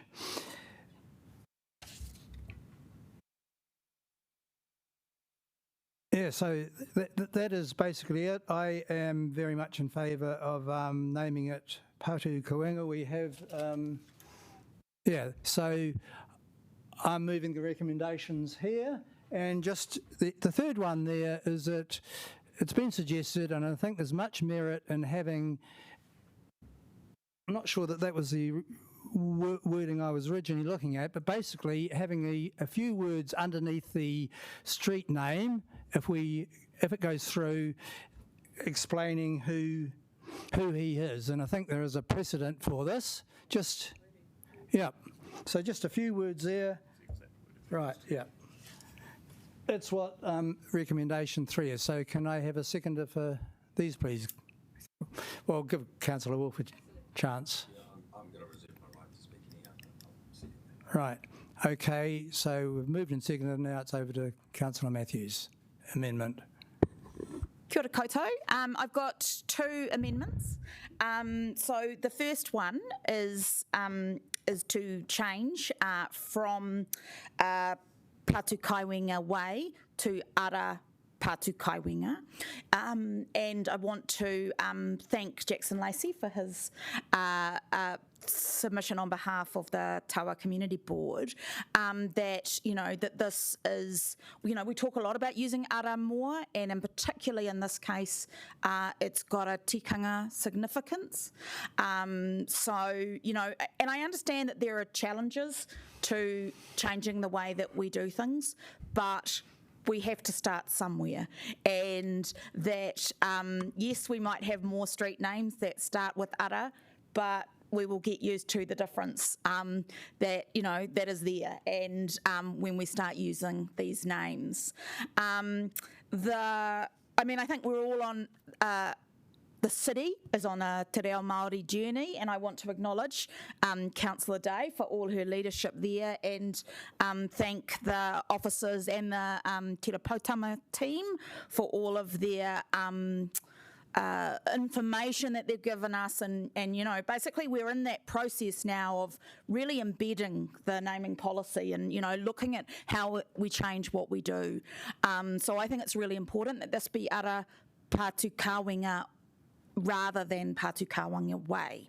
So, and then the Second Amendment, which I will just read out, is about the history and this, as Councillor Sparrow was talking, about the sort of connection we're learning. This is an opportunity to learn about our rangatira, and for the wider community to do that.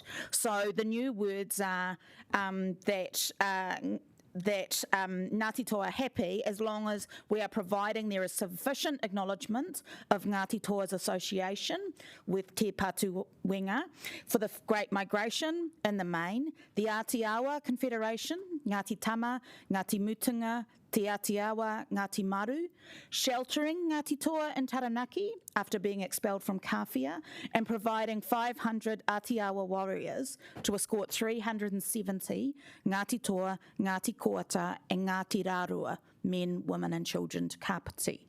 So it's, there's a reference from the Native Land Court that this was the Ngāti Toa evidence. So it's actually just kind of building all of our knowledge about the history of our region, the rangatira, and basically balancing things out. So we are looking more at learning the history of mana whenua and the side that has been somewhat suppressed over many years, and so both of those. The second one is obviously just to kind of note that information is there, but it provides some of that history, and I really think the importance of ara, using ara and starting to use it in our street names. Kia ora. Other speakers to the amendment? Sorry, seconded by Councillor O'Neill. Your opportunity to speak. Kia ora, and just to briefly acknowledge the really quick turnaround and the hard work that's gone into making sure that things get done well when they come to this committee, and to thank Councillor Matthews, Councillor Day, and other councillors that are present here as well to help us make sure that we fully understand the decisions that we're making, not just on this particular paper, but in the wider context as well, and to sort of Councillor Matthews covered pretty much all of my points. But to just to sort of reiterate the importance of that journey and learning and reflecting across our own naming policies for and transport relationships and across Porirua City Council and Auckland City Council, something that is really clear and consistent is that when we decide on place names that they are to be long and enduring. And I think that that journey with learning about tikanga and Māori and how we can more appropriately identify places fits in there with that really well, because when the people come into this street, this Ara Puta Kawenga place, they will learn about the person that their street is based after. People from the local school will get to appreciate and acknowledge that much more than some of the other things. Take, for example, Mosley, as addressed in other parts of the paper, but that identity with where you grow up is really important as well, and just to leave that there. Thank you. Councillor Day. I won't be speaking much after this one, but I just wanted to start off by acknowledging Jackson for his mahi on this. He, when the original query came, he really did a lot of thinking about it, and he's doing a course up at uni, and it completely overlapped or intercepted with this opportunity, and he really thought deeply and came up with a really great suggestion, but also could really acknowledge the importance of what has been put forward, and is really appreciative of that. So thank you, Jackson, for the time you've put towards that. And I also want to acknowledge the team for the work they've done on this. Naming streets is a lot more complicated than most people would think, isn't it? There's so much to consider, and to acknowledge Nikki, who's come in today and is helping us out, even though it takes a little bit longer when you are having to work with crutches. But thank you for all your mahi on this, and going backwards and forwards with mana whenua. Again, I want to acknowledge that it is incredibly challenging to be doing things on the fly, and actually they have a lot of things that they're dealing with. So I also would like to acknowledge mana whenua for coming back to us so quickly with their response, and actually really great because they've managed to elaborate a little bit more on some of the relationship between Ngāti Toa and Taranaki whānui, which I think is really important and really helpful. And I think I also really want to thank you, Councillor Sparrow, for number 3, and for saying, we do actually need to help people know who these people are. You've done an excellent job in Tawa making sure that people do know who people are and how they fit in, and I think it really does make a difference with making a community continue to feel cohesive. So thank you for that. I really appreciate it. With regards to Patu Kāwenga, it's really exciting that we do have a name coming forward in the Tawa community that is from a pre-colonial name. We don't really have many of those in our community, and I think it's just too important to acknowledge that actually across our city, only 12% of our street names could be Te Reo Māori. Some of them won't be. That's just that the vowel sounds, when you do a search, they come up as being those sort of combinations, but they're not actually Māori names. So it's not, 12% is the extreme most that we have. Although saying that, Tawa is actually 15%, which is slightly better, but still pretty low considering that this was, or is our Indigenous culture, and to have so few names is a real sign, and I think it's something we need to really be cognizant of how successful colonisation was in Wellington. Colonisation actually managed to push mana whenua out and put names over the top of names that already existed in places that were already special to the people who did live here, and it really struck me when I went up last weekend up to Turangi, where I'm from, and pretty much every street name is a Te Reo Māori name, so you can see the difference with a community when that has happened. So I think it's something we have to be very deliberate and considered about, and how we start to return some balance. And also it's a positive thing because we're learning as we do that, which I think is really exciting. And with regards to the amendment, ara, I just want to acknowledge that LINZ actually do recognise ara as basically an acknowledgement of street. It's just in our heads it's a little bit different because we say street at the end of the name, whereas it's at the front. But as our communities become more attuned to it, it will become something that's not really a very big deal. It's like everyone's used to te. Now people know that if you say te something, it's basically saying the whatever. So we do learn and we do adapt, and probably the best thing we can do is to actually really embrace it and push forward, because people will get used to it and they'll get to know if it's written all together. Well, arapiko is actually like it's a name in itself. The ara in there is not the same meaning as if you have ara and Patu Kāwenga.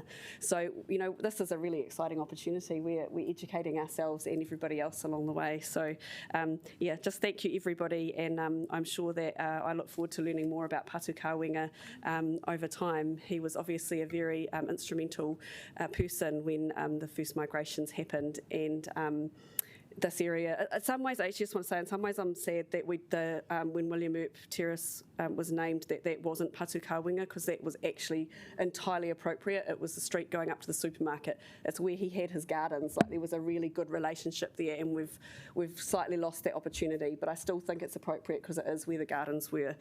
So I guess it's just that whole thing of making sure that our names really do match well, and I thank all of the people in the community who have supported this, and the Tawa Historic Society for bringing it to our attention. Thank you. Councillor Condi. Yeah, kia ora. I just wanted to acknowledge this conversation around ara. I grew up on Arapiko Street, and to me that didn't seem unusual because I lived there, right? So the idea of te reo and Māori names of streets seems quite common, but then you realise that actually that was pretty unusual experience to grow up in the 1980s on a street that had a te reo name. I think, I agree that we need to actually start using ara more, because I think the more we use it, the more that people will not notice it. It'll start to drop off and people will realise that it's actually not part of the name. And that's going to take a bit of time to get there. However, I think if you're not persuaded by that argument, there is, and that you still believe that ara should be reserved and used carefully, that this is an appropriate place to use ara, because Patukawenga is a very important rangatira for the mana whenua here, and so even if you're persuaded that we should be reserving ara for only occasional use, this is an appropriate place for us to use it, even if you were persuaded by that argument. So I think that I'm looking forward to voting for this amendment.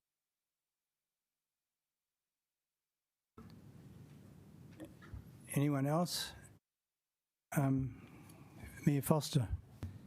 Yeah, thanks. Look, I'm particularly going to speak to 4 because I like I don't know quite how you would interpret this, but I'm assuming Michael and Carleen, you'd interpret this in the same kind of way that we did with Te Warepori Street, and we would do that. We look to roll out these, because I think it's really, really important that we do tell the stories of our street names, and it's not, it's the ones which are Maori street names, it's the ones which are European street names, because many of them have stories behind them which bring a richness to understanding where we've come from and the people and the places and the events, etc., which have contributed to that.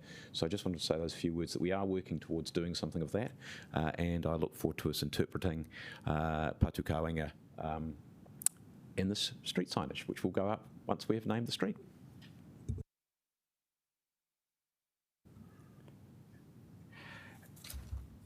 Right, I thank you for the comments that have been made so far. I am going to respond here. I'm still thinking it through in my head.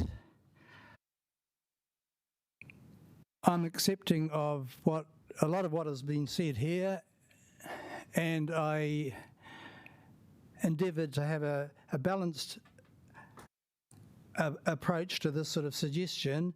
I still have, actually responding to Councillor Day in terms of William Earp, I was very involved in the naming of William Earp Place.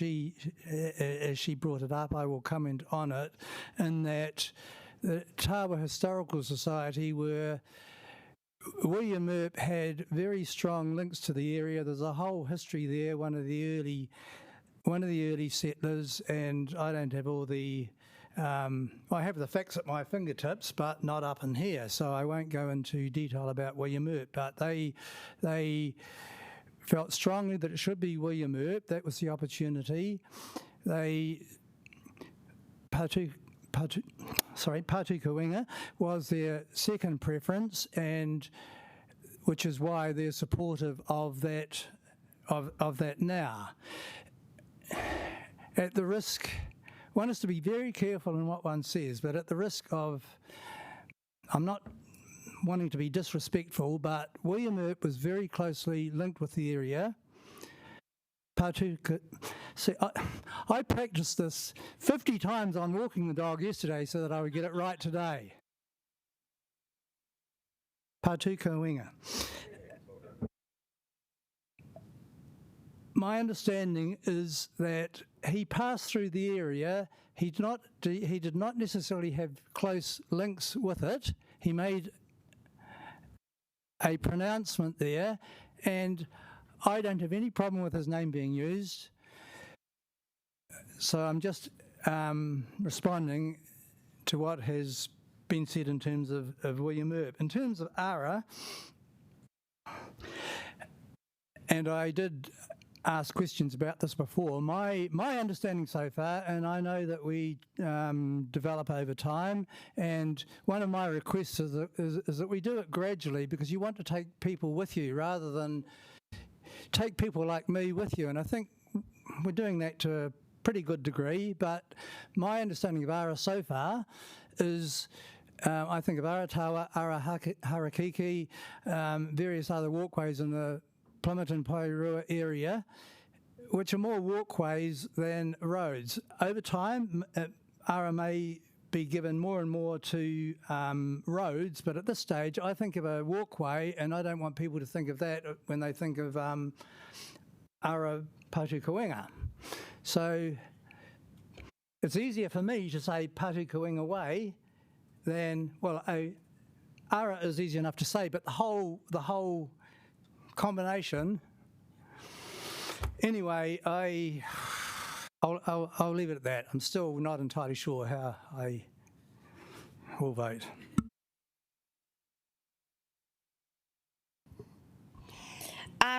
First of all, I want to acknowledge and thank the environment of the Regs Committee and the process that we are using to come up with solutions on a variety of issues today. And I've enjoyed the collaboration, the partnership with officers, the leadership of Councillor Sparrow, the contribution of other Councillor Day, who's a bonus member of Regs today. You'll like it so much you'll keep coming, Jill. I guess I just want to, and I'm sorry for being remiss in not acknowledging Mana Whenua for giving us this information to help us inform this decision.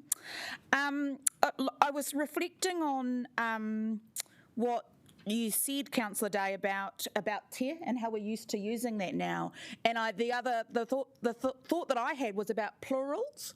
Like not that long ago, in my memory, 15 years ago, maybe even 10 years ago, we all put S's on the end of Māori words. Yeah. And, you know, that happened in the media, it happened when we spoke, but actually that's a thing that's now very commonly, we don't do that. And it's much more jarring when you hear someone say Māoris, you know, than when you hear say Māori. So I think it does show how, with usage, we can find it easier.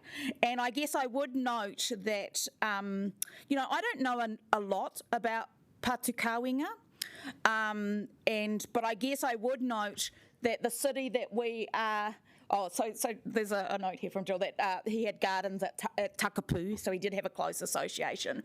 But I also note that we're sitting here in Wellington City Council, and Wellington never came to Wellington at all. So, you know, so there are sometimes extremely tenuous connections with our place names, but that's a debate for another year, I think. So I guess I just wanted to, you know, that encourage us all to get out of our comfort zones about what is easier for us to say or easier for us to think about and start doing it. And this is a really good opportunity, an appropriate opportunity to start doing it by naming the street Ara Patukawenga. Kia ora.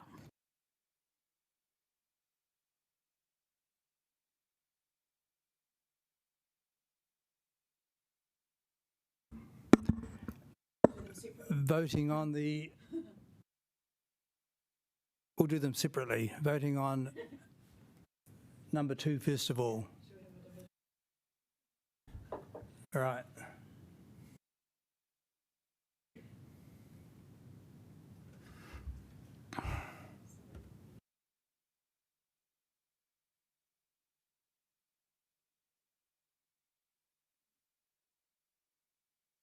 And number 4.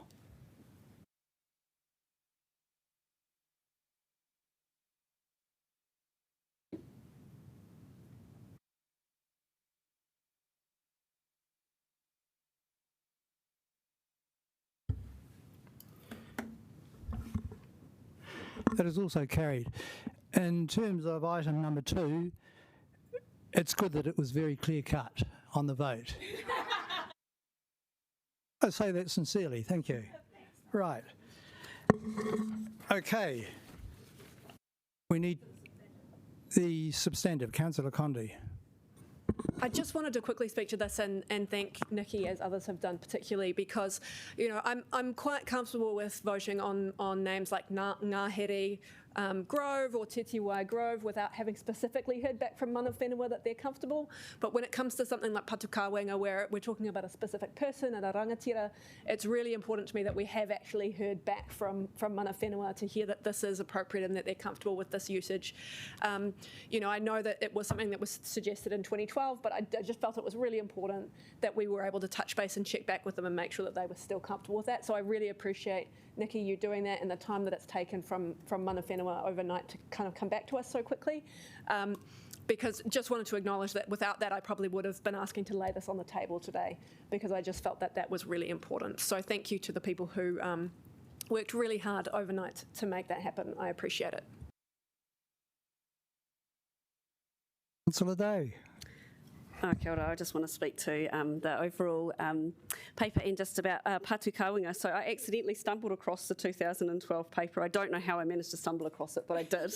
And it was interesting reading the history and the way that that process happened at that time. And I remember looking at it thinking, I don't understand why the suggestion from mana whenua and the officers wasn't taken and why it was changed. But I think probably the biggest reflection I make is in that time since 2012, our communities have really undergone a lot of change in the way that we understand and see things. And so I want to acknowledge that the people make the decision that they do at the time, and they make it with the best information they have and the knowledge of where they're at. So I want to acknowledge that, and I'm really grateful that we do have an opportunity to put Patu Kāwenga in his name in a place where it is significant for him. And I think it is clear when I read that 2012 paper that he actually did have a significant impact on that place, because it was actually where he had his gardens. So theoretically he was residing in the area, and of course we don't know because we weren't there then. The history is slightly longer, and it wasn't necessarily recorded in the way that some of the more modern people have been recorded in history. So I guess we have to dig a little bit deeper to understand the significance of people that we don't necessarily have such direct connection with, and that's something that I want us to really think about and dig deep. So thank you everybody, and I'm really excited to see that this is looks like it's going to be supported by everybody. So thank you.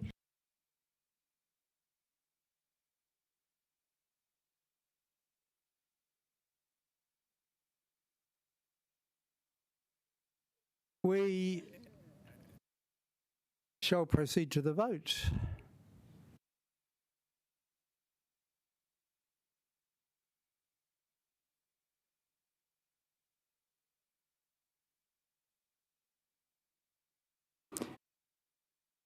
Carried unanimously. Thank you, everyone. Thank you, officers, for a long morning. All right.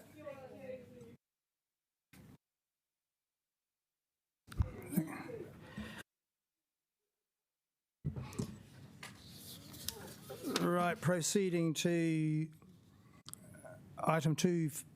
No, I'm ahead of myself, I think. Item 2.4, development contributions remission for 11 Grenada Drive, which we have discussed in depth over the last while. Do we have any questions for officers? I won't call them to the table unless we do have. Well, I have one question. Would you like to come to the table, Nicole and Mark, please?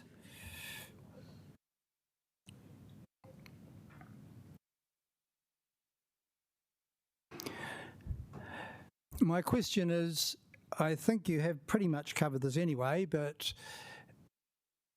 the total remission is $132,000 and a few dollars, so the net amount is around $153,767, and you're saying that the applicant is reasonably comfortable with this end solution. However, they would have wanted it arrived at in a slightly different way, a little bit more, paying a little more for the water and a little less in some of the other aspects. Is that the case? Would you like to comment on that? Oh, there we go.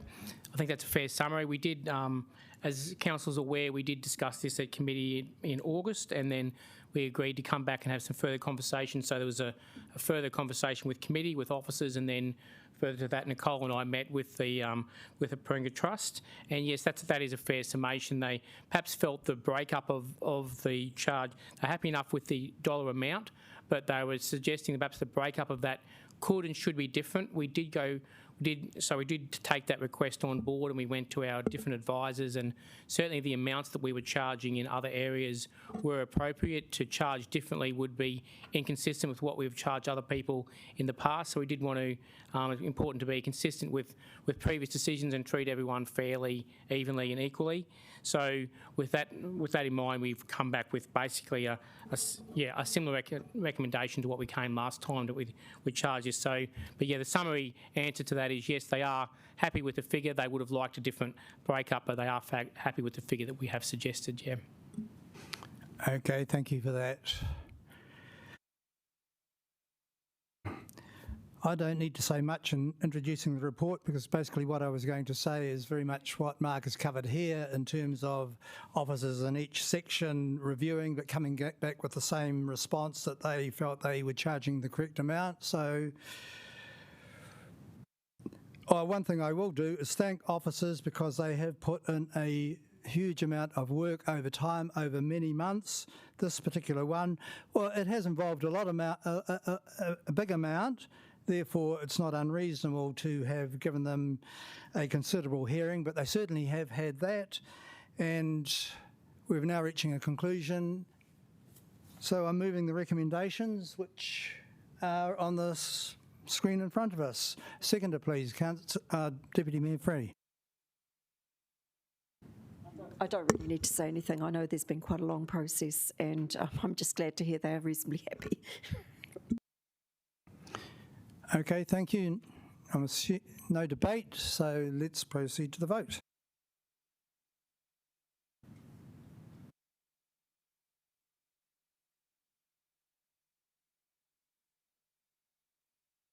Thank you, carried unanimously. Again, thank you, Mark, Nicole, much appreciated.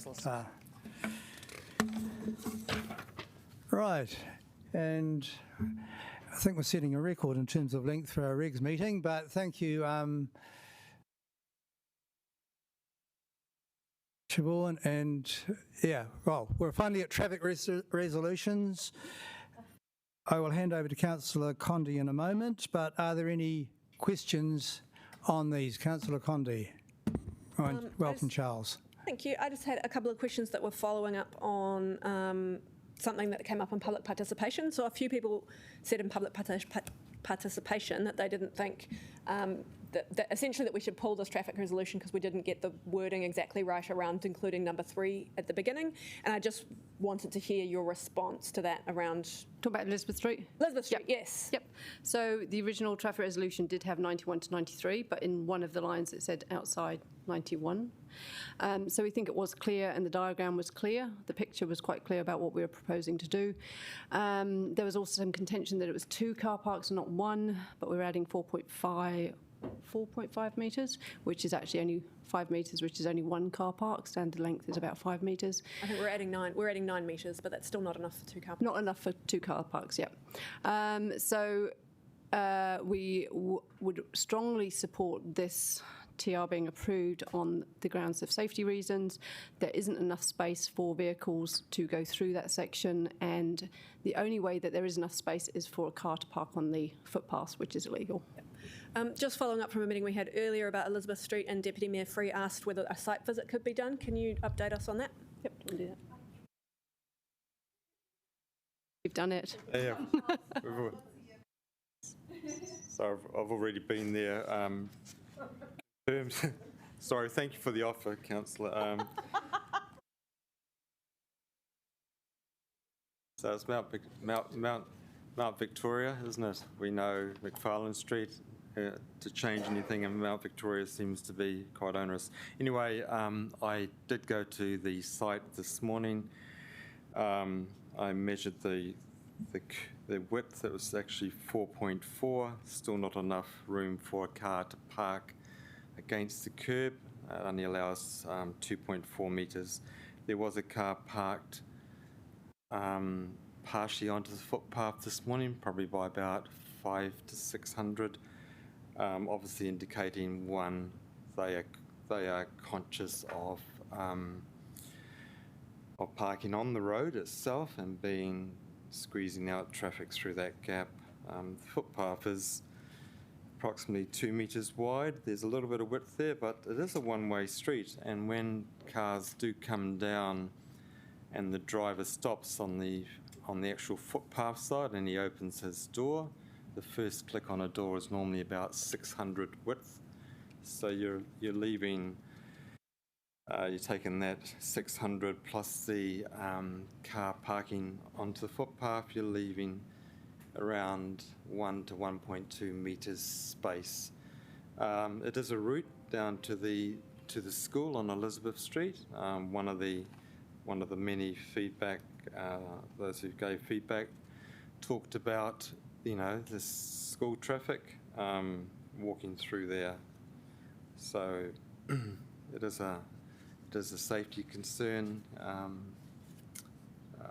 Yes. Cool.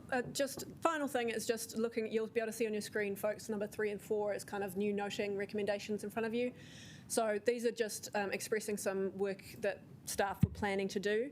In one case, the fact that we're going to go back and look at Adelaide Road to see whether we remove those additional 2 car parks, which Alex Dyer spoke about in public participation.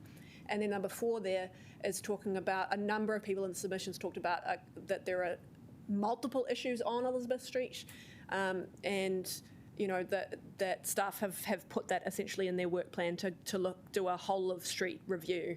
And just while you're at the table, did you want to add anything to that? Yep. So we do have some maintenance budget for this, so we will be limiting it to the maintenance budget to see what we can do. It will probably involve narrowing some of those islands. We're not going to take them out completely because they're very useful for traffic calming, but we will be engaging with the residents. So Q4, March to June this year, just to get that work underway. There was one further point. There's 15 residents parks in this section of the road, and there's 30 coupon parks. There's obviously an opportunity to look at converting maybe 2 to 5 coupon parks to residence parks in the future. Councillor O'Neill.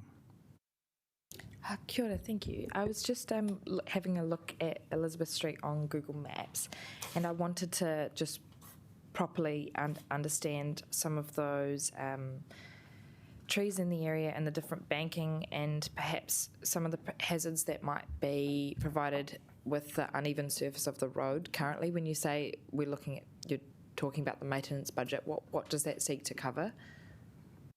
So the work that's been flagged, or the options that we'll be looking at, is that the current build-outs are too wide. I think it was originally designed when the street was one-way direction in the other direction, so it doesn't work particularly well. It's looking quite shabby, and it does need resurfacing footpath and road, so we will look to be doing all of that together. And at that time, we'll also look at the coupon and residence parking as well. So that investigation will cover that full gambit. Okay, I'm curious to, sorry, Chair, curious to further understand the relationship between accessibility of footpaths and people parking on the footpaths as being a big problem there, and then also seeing that residents currently feel like they can't fully safely park on the road because that creates a hazard. How do you sort of marry those two conversations together as looking at the accessibility of footpaths and the dangerous stuff a part of that work as well? So my opinion on this is that it's illegal to park on footpaths. We have a strategic direction to encourage more walking. We want to make sure our footpaths are as clear as possible. So if you cannot park on a street without causing a hazard by parking correctly on the street, then we shouldn't have parking on that street or in those locations. Sweet, thank you. Did you have a question, Councillor Young, or was it for debate? Well, Sorry, just quickly on the coupon parking to resident parking, could we do that sooner rather than waiting for the or is that? No. Okay, that's fun. Okay. Councillor Condi, bearing in mind that Councillor Young wants to speak at some point. Only about Elizabeth Street. All right. Kia ora, thank you everyone. I'm just going to do a quick whip through of kind of the key issues on some of these traffic resolutions. Many of them are quite minor. Obviously Elizabeth Street is the biggest one, and I'm expecting that's the one we'll have most conversations about. I just wanted to kind of start by acknowledging, as we've said, that there's going to be work done. We acknowledge that everybody who's submitted on this is absolutely right. There are multiple issues in this street that need to be looked at, and that it is in the work program.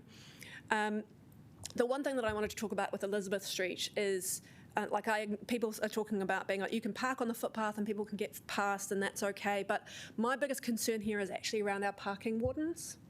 All right, so it's illegal to park on the footpath, and our parking wardens have to go out and give tickets to people who are parked on the footpath. And people who are parked on the footpath don't particularly like being given a ticket.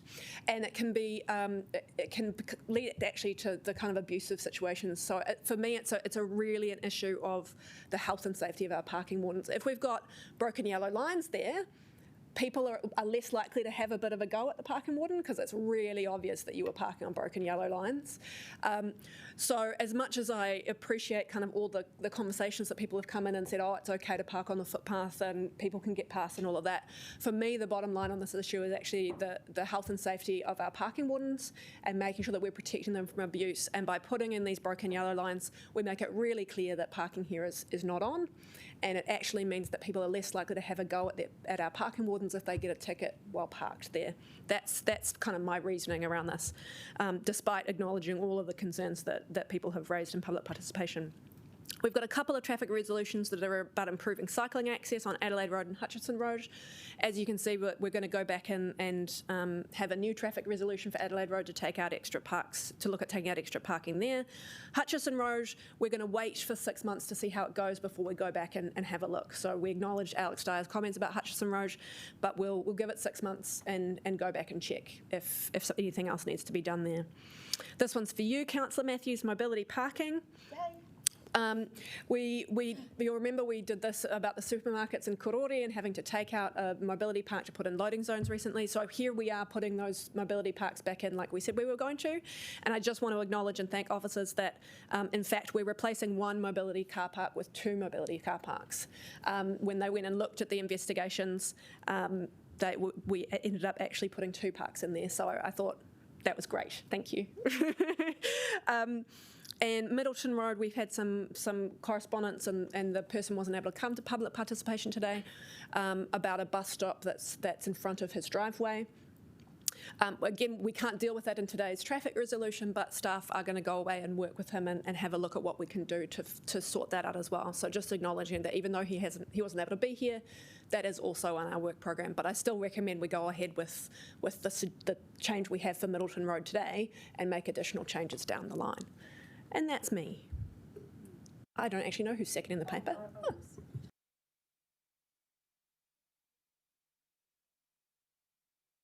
Thank you.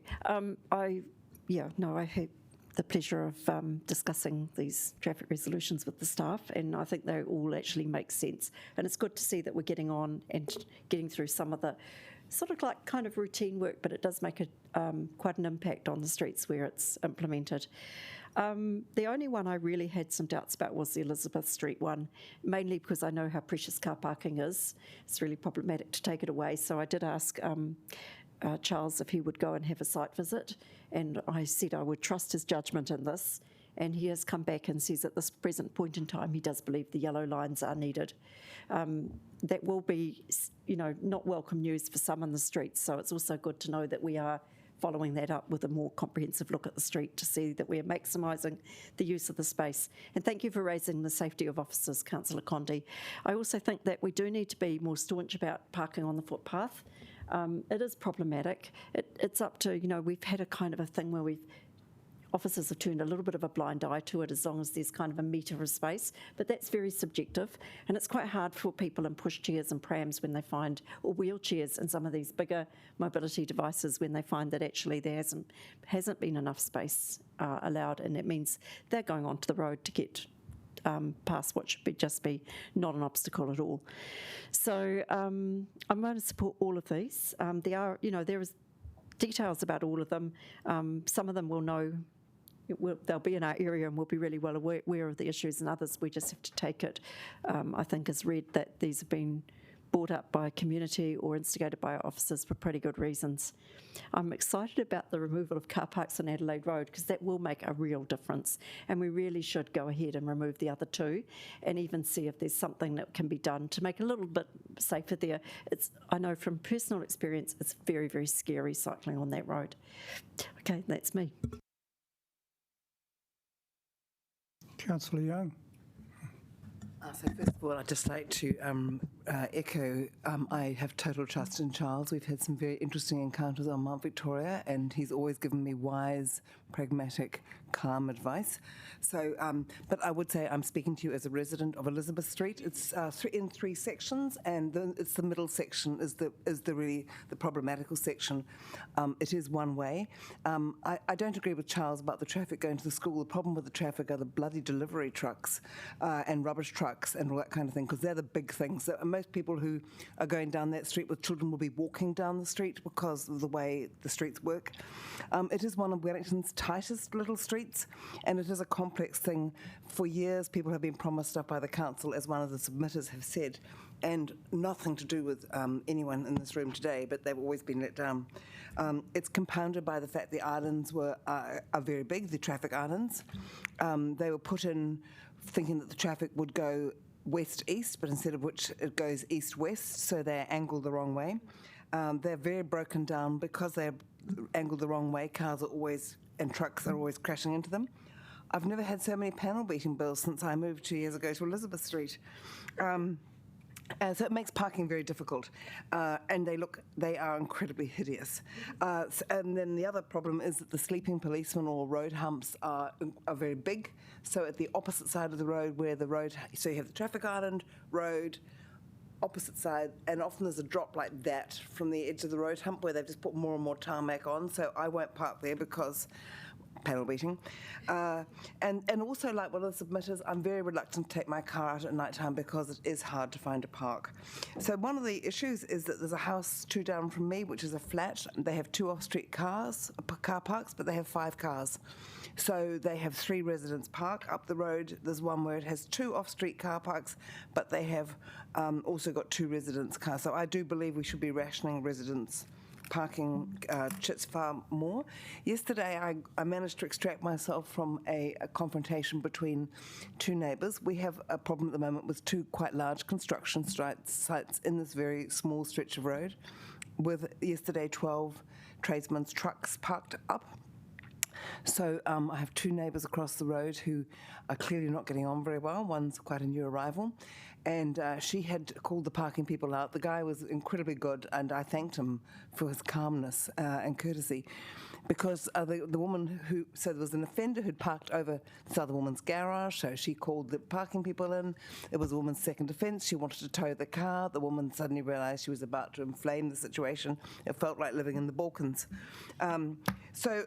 Look, we do need to do something about it. I was going to ask to have this paper laid on the table, but I spoke to Siobhan, who looked horrified, and Charles also said he does believe it's an issue. It's not about pedestrian safety, it's about the narrowness of the carriageway.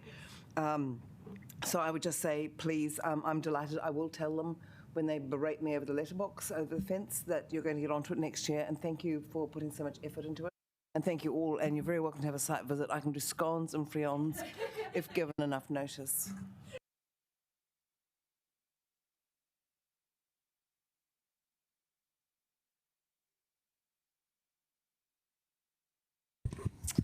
Just very briefly, I just want to thank officers for their work, and thank you, Councillor Condi. I think this should be our new policy with mobility parks, is that we put 2 in anytime we do any, go double, build back better. So very excited about that, Rain Street in Kaharori.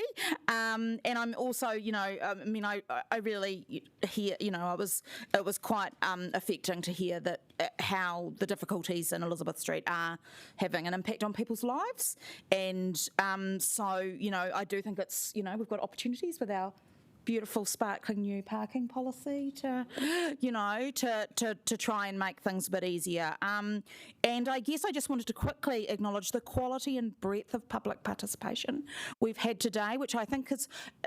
I don't know, I mean, having only been on this committee for a year, it's really seems to have increased, and wonderful job for people to get that participation. But thank you so much for all of the different groups and individuals in the community who have taken the time to give us their views, and often in quite a fulsome way. So I think it's really wonderful, and today we've seen in many that it's leading to better outcomes. So thank you very much, everybody out there in the real world. Just a minor point that's Councillor Condi, not Councillor Sparrow there. Yeah. Can I just ask a question? Are we, with the recommendations at the end, are we still approving the recommendations as in the report for Elizabeth Street? Right. Do you want to deal with that and write a reply? I can. And you can. Okay, write a reply. Sure. So the intention of those 3 and 4 is just to acknowledge that we're going to do some additional work, but I think it is important that both Elizabeth Street and Adelaide Road go ahead now with the work we have on the table. Thank you for the comments about Elizabeth Street. I think you're absolutely right, Councillor Young. It's the narrowness of the carriageway there, where we've got this traffic island coming out, the footpath, the speed bump. There's a lot going on there, and if someone's parked there, the tradies, the garbage trucks, whatever, just can't get through, which is why we then get people parked on the footpath, and we've already had all of that conversation. Just acknowledge the frustration that they must feel of having had something in writing from council before, promising to get onto this, and that never having happened. It's one of the reasons I wanted to put the note in today, so that they've got something else in writing from council to say that staff are going to do that work, and that councillors essentially have officially endorsed that. It gives it a bit more weight, but just acknowledging to them that that's not a great feeling, I think, I'll also reach out to Kevin Black, who looks after all our parking wardens, and raise some of these issues about Elizabeth Street, which no staff have already done, but just to have a word with him. Because if there's a lot of construction going on, even in a street that's wide, if you've got a lot of construction and a lot of tradies, vans, which we have outside my street, on my street at the moment, and we're a wide street, it's still inconvenient. If you're a narrow street, it moves up from inconvenient to practically impossible. So I will have another word with Kevin about what we can do to try and keep on top of that. And just a shout out to our parking wardens, who are amazing and very, very good at de-escalating situations. I've done a walkabout with one of them. And bless her, I asked her about, the abuse. She said she had any abuse, and, how does she find it? And she said, it is an issue. And certainly we've had some nasty cases recently, but she said at least so far she's had nothing worse than she had when she worked at McDonald's over the counter. So, which is, I don't know if that's like does that mean that we're doing well and McDonald's is not doing so well? But I was really impressed with her skills at de-escalating things when we were talking to people on the streets. And as I say, for me, it's really important rolling out more of these broken yellow lines where we have issues of people parking on the footpaths. As I say, it addresses your concern, Deputy Mayor Free, which is that actually parking on the footpath moves our most vulnerable road users into the road, wheelchair users, prams, and dealing with that by bringing in broken yellow lines is not always going to be popular. But it's assure the accessibility of our footpath, and it does assure the safety of our parking wardens. So thank you, everyone. You're right. We're proceeding to the vote. Who seconded it, by the way? Right. Thank you.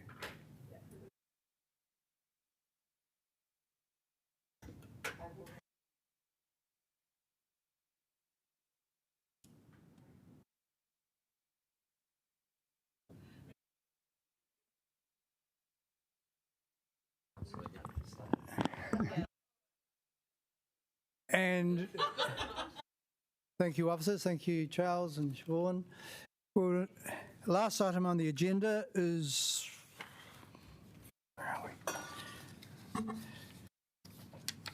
the proposed road closures, page 117 on your agenda. I invite Maria And, right, Sean's gone. Okay, any questions for officers on this? Thank you for having waited so long, Maria. Look, just one very quick question. Was there some concern from some of the retailers and some of the side streets off Lambton Quay about the proposed road closures? I thought I read or heard something at one stage about some concern from those businesses. No,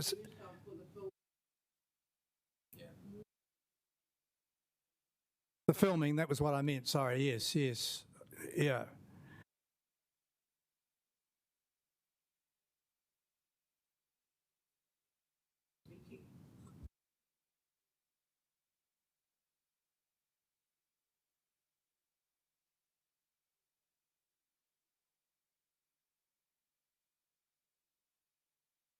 So, is this the filming, the third item here that... No, that road closure was not related to FINA. That road closure was related to an ICA commercial. Yeah. So if you're thinking about Leuven, that Leuven made the complaint, is that the one that you're talking about? So there was an issue because they were planning to do it originally on the Bledisloe Cup day, and then Leuven made a complaint and they changed it so they were doing it on the Saturday, and it all went off fine. Yeah, but that's not in this paper.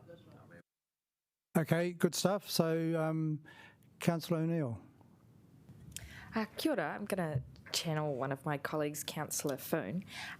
My question is around the Very Welly Christmas road closure and what provisions we do when granting sort of a road closure, working with event management to make sure that harm to the environment around it is minimised or that there's a waste plan in place. Well, Very Welly is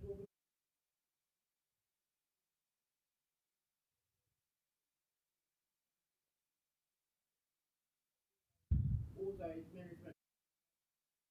And I don't know about the ecological or all taken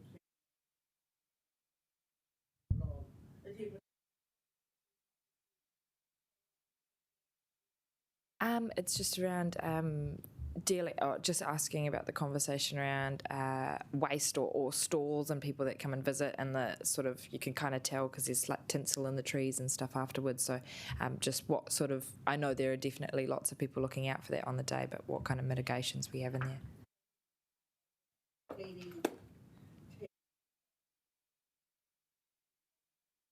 Cool. Oh, excellent. That's great to hear. Thank you. Okay, there being no other questions, we have a request here for 3 temporary road closures. All the information is in front of you. I don't need to say any more. Seconder, yep. Councillor Matthews, you're seconding? Yes. Yep, right, good. Okay, let's vote. I'm ready.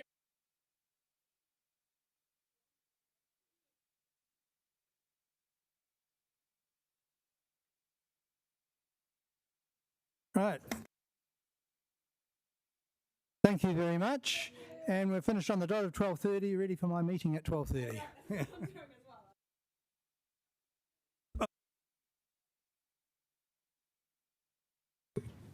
Unuhia,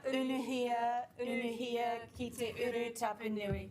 Kia wātea, kia mama, te ngākau, te tinana, te wairua. I te ara takatū.